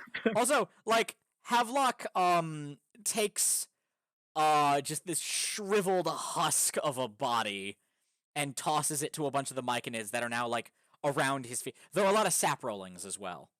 Just like around his feet, and just dumps it, just gives it to them, and they scuttle off with it. Before approaching Dreadfuss, and is like, I don't mean to interrupt your bath. But traditionally, one doesn't bathe in their clothes. I mean, I'm not gonna have Makes time to wash them. we have plenty. You know what? It's fine. As you like. And Havelock is just off. Like, this is like off to go make dinner. No one's seen my titty. That's fine. That's fine. Me. No one's seeing my one titty.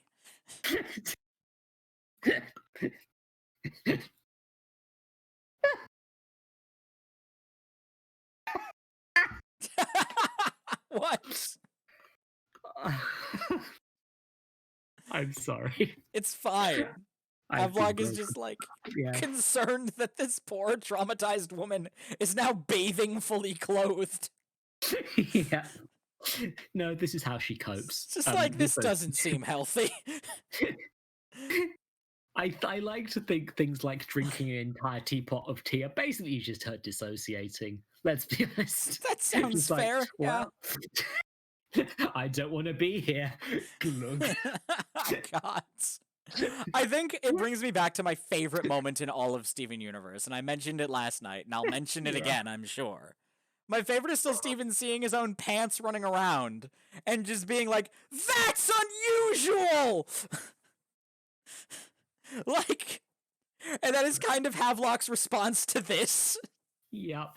Not in a shouty way, but just in a, "That's unusual." Also, I'm gonna go with, there's definitely like the anime rule of like, this is enough of a hot spring that like if your titties are below the waterline, it's fine. No one can see anything. The water is Yeah. very strangely opaque. As it may be. She's Yep. still wearing all her clothes. That is It's extremely convenient. valid. I think, actually, no, when she gets out, she'll probably have gotten back to her senses enough to try and get a change of dry clothes to go into, but like Mm-hmm. now her clothes are washed. Mm. Take that, Yep. laundrettes. Yeah. I'm gonna say Mithraea might help with that, actually. As you're starting to realize that if you get out, it's gonna be it's gonna be unpleasant, and you're gonna be cold again. You see that very. Oh yeah, I should mention Mithraea, the skeleton. Oh yeah, no, we met before. Very shiny. Like, the Yeah. bones look like they're made of mother of pearl. And they have all these, like, really gorgeous metal inlays covered in runes. Yeah. This is a very, very nice skeleton.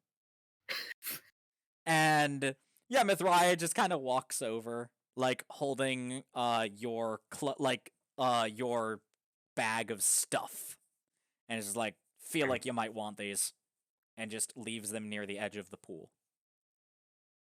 I like the idea that she definitely did not pack a change of clothes, but when she opens the bag, there is definitely a change of clothes in there. Yep, there is. Yep. And Mithriah like chuckles to herself as she walks back. Because the clothes you have are very, like, goth looking. Yeah. They're definitely a spare set of Yersenia's clothes. Mithriah is doing this to be a bitch, and it's very funny. Yersinia is the type of person who packs, like, many outfits. Not tons, but enough. Good. Mm-hmm. Yeah. Good. All yeah. right. Yep. She Meanwhile, she'll hang up the clothes to dry somewhere after she's changed as well. But like, Yep. Meanwhile, when you're all set and Havelock has had food, Havelock's like, and it is bath time. Oh, Nebby! Neburius and Havelock just go off to the bath. is are they always like this? Yes. It never changed. I figured. Loud loud gay sounds. Dreadful say talks louder. No, it's not like that. They're just genuinely bathing.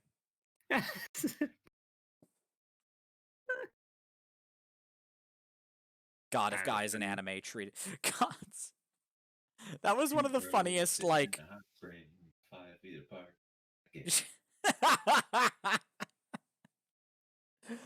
Yeah, no, they are definitely cuddling the whole time. It's great. It's adorable. Neburius is just covered in, like, scars. And they all look strangely, unsettlingly pretty on him. So I'm not used to bathing more than once a. Actually, I don't really think I really kept track. Mm-hmm. Just sort of bathed when there was a river nearby. Fair enough. Or a pond, lake. You know, large bodies of water in general. Get the idea, yeah. Mm-hmm. But I forgot where I was going with this. Well, get used to it. Bathing is nice. I mean, I'm very used to forgetting where I'm going with things already, to be fair. I meant the Yeah, bathing bit, not we- not the forgetting where you're going with things bit. Are we? Hmm? It's weird being Hmm? amongst, like, this is rich people stuff. Like, Rich people stuff? yeah, like, I'm not a noble. I'm dirt. What? Like, we don't have baths. You do now. Are you telling me your room in the Nebulous Collection doesn't have a bath? No. I mean, to be fair, it did have a extra room with like a bizarre sort of toilet that I worked out to use, and a sort of rain machine, which I've been using to wash my clothes. But It does work for that. yeah, You works know pretty that's well. for cleaning yourself, right? No, that's silly. You wouldn't use rain to wash. That's just still gonna get enough of it. That's You a have to do it in shower. the street. Everyone's watching. Oh dear. Oh dear. Dread for say had a shower Yep. in her room And it's for washing clothes. doesn't understand.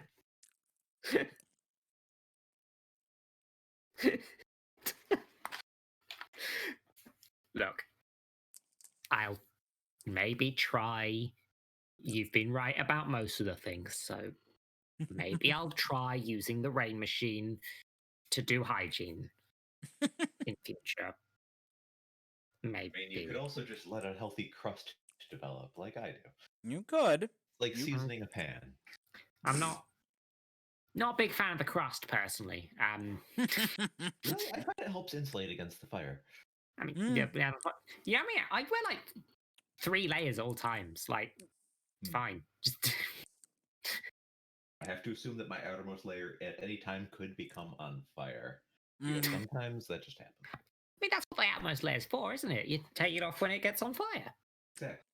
Mhm. Or just stiff upper lip and deal with the fire. Yeah. Hmm. Normally you just kind of Depends. pat it out. It depends on how the fire is, to be fair. Mm-hmm.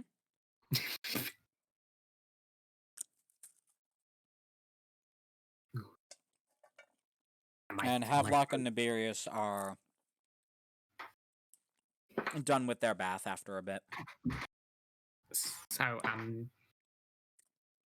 what do we do now? Nebby is braiding Havelock's hair. Yes.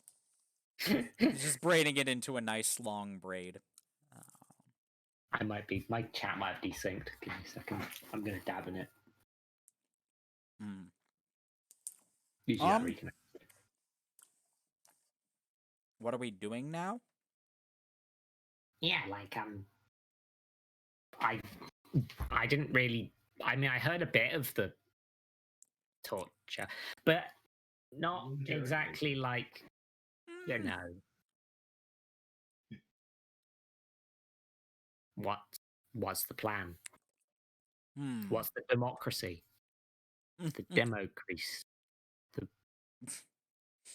Close enough.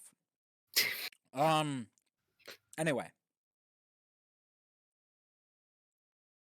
Well, we know where they are. We know what they're doing. Or rather, we know that they don't exactly know what they're doing or why.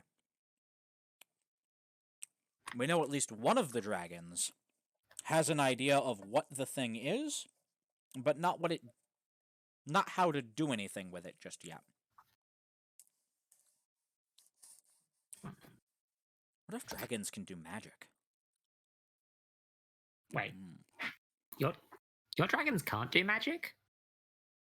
Better not. I'm not from a place with dragons. Well, okay, so yeah, this is a me thing, huh? Okay. I don't know, is Sign it? up, roll up. It's the Dr. Dread for Say lecture hour. Okay, dragons are weird. They are one of the things that seem to vary a lot. Like there's these things called kobolds that are very, very insistent they have descended from dragons, but I don't think they are. Flip a coin. And then there's the dragon I encountered previously. I don't think it was intelligent. It didn't talk. It didn't do magic, but other dragons do. Like there's gods that are dragons. There's dragons that can cast spells and have powers that just boggle the mind. That must, I guess, be some variant on magic. So. I'm really not, and the way that you've been talking about this one, it seems like an intelligent dragon, right? Like Evidence points to yes. Dragons probably intelligent, Or which at least means one of them is. yeah. That's another thing. Multiple dragons, huh? Oh, very likely. Just a ton of them. Mm-hmm. Just a ton of dragons. That does seem to be the consensus. Ton of dragons. I think At the least one goblins smart. might be food for them. That. I'm especially full of nutrients, but I suppose I could see that. Yeah. Haven't tried them before. Couldn't say. I suppose next time we could cook and eat one. Try that. Only So- dragon we've fought. Only dragon I've fought for the collection so far was an undead construct. Wait, you can do that? Hmm? Ah. I can't. And I don't think Yersinia can. But, Hmm. Maybe what? she wakes Ludovic up and can. try to talk about this. Ludovic can. He works for the collection now. Come to think of it, I haven't seen him since we got back. Oh, I imagine he is. He does seem like the Quite type to get occupied. lost in his work. Hmm. Well, he'll have to come up for air from his lab eventually, I think. Or maybe he doesn't. Who knows? There's plenty of air in those things. That's... Never mind. Look, okay, so the dragons are the monarchy class, and one of them is the smart one, at least. Mm-hmm. Goblins are the food, Mm-hmm. equivalent to a working class of sorts. Mm-hmm. What are the humans? Are they a middling class?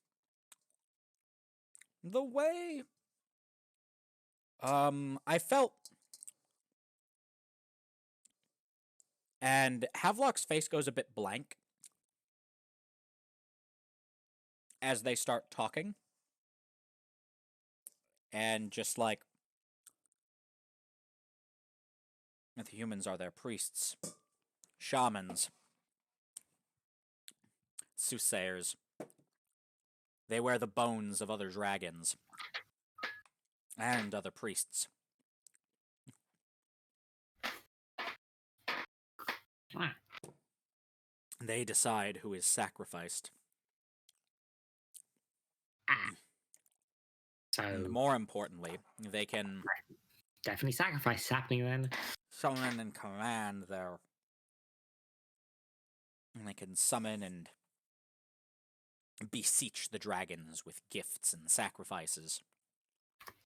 And in exchange, one of them, a true legend, could even turn into a dragon.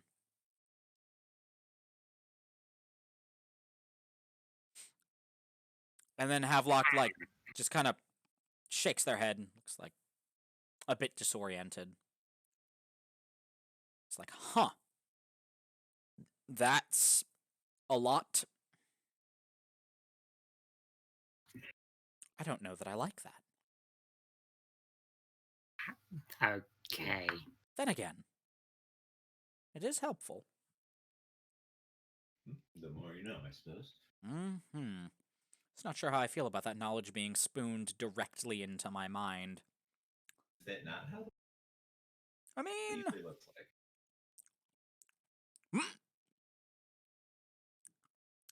what?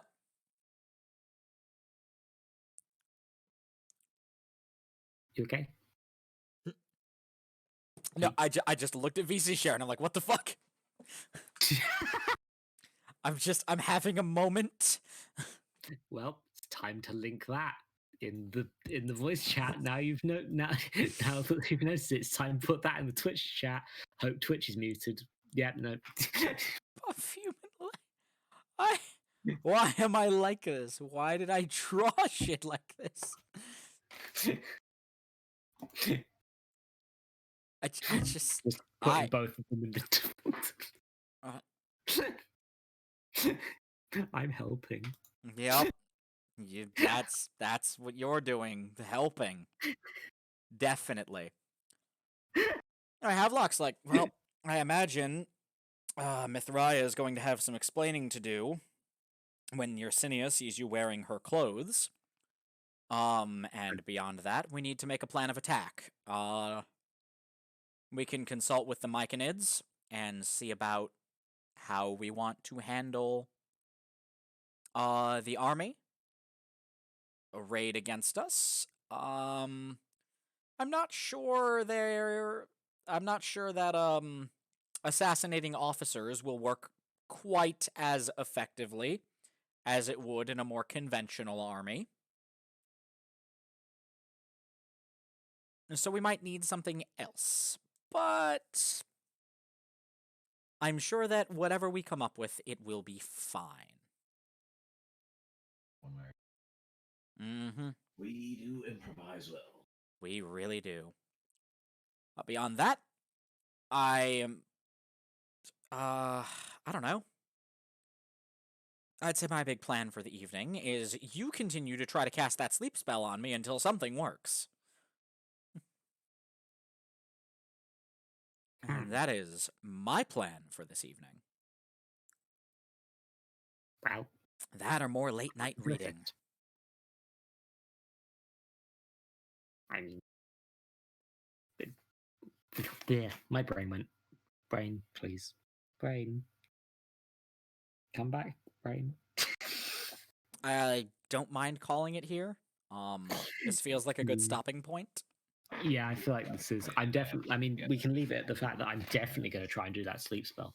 Yeah. But Actually, I yeah, no, feel for like- kicks, let's try that. Fix. I feel like what Drev is going to do is try and cast sleep on Havelock and accidentally cast sleep on everyone. No. Maybe except Havelock. See what the dice say on that one, probably, huh? Great. How good is she at this spell? Like, how routine is the spell for her? It's a spell that she's cast a lot, but that has never been that good. So middling. Okay. Throw me 2d6 and take the best. Okay. Wow. Okay. Sure, it works. Okay, so no but. Actually, wait. Let me roll my wild magic right dice as well. Quick. Okay. No, that's fine. You're fine. You're fine. Good. Nothing happened. Guys, Havelock goes listen. to sleep, wakes up, everything is on fire. What happened? Nothing. Everything is fine. Unrelated incident. Yep. All very unrelated. All right, so no but. So at that you cast it on Havelock. Thinking it'll just get him tired and get him ready to go try to sleep, and just collapses right then and there. Just like a fucking pile of just gone. Just instantly unconscious. And Nebulous very quickly catches him. And just takes him off to their room. Thank you. No problem. That really is working better than it used to. Yep. And then like a few minutes later, you just hear like, "Damn it! I thought it would work longer." Oh well.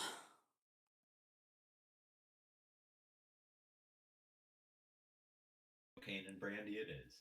Yep. Yeah, no. It just occurred to me that neither Havelock nor Nebulous probably need to sleep. So this is probably all for the best anyway. And yeah. Suffice to say, the next time you see Havelock, there will be the fresh new bite marks on his neck, and that's that.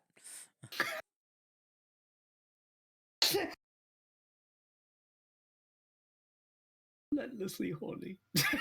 Always. Thanks for relentlessly horny. see what happened when I put Yin in a room full of werewolves.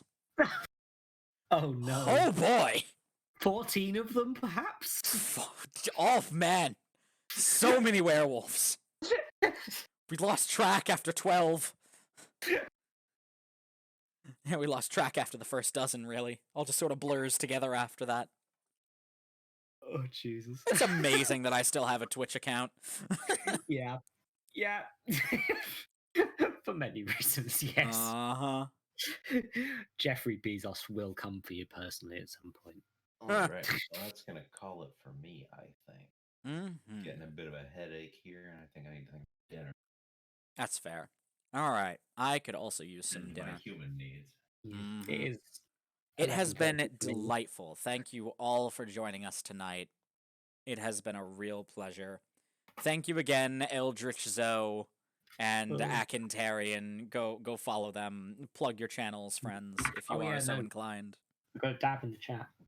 Yeah, go Yeah, go my, follow them. They're great. Eventually, I'll have my own dab emote and not my girlfriend's one, but Does the job. that's the job. Listen, why have your own dab when your girlfriend can dab for you? Look, we're going. I complimentary dabs of the couple. Gods. Oh, that's so gay. I hate it.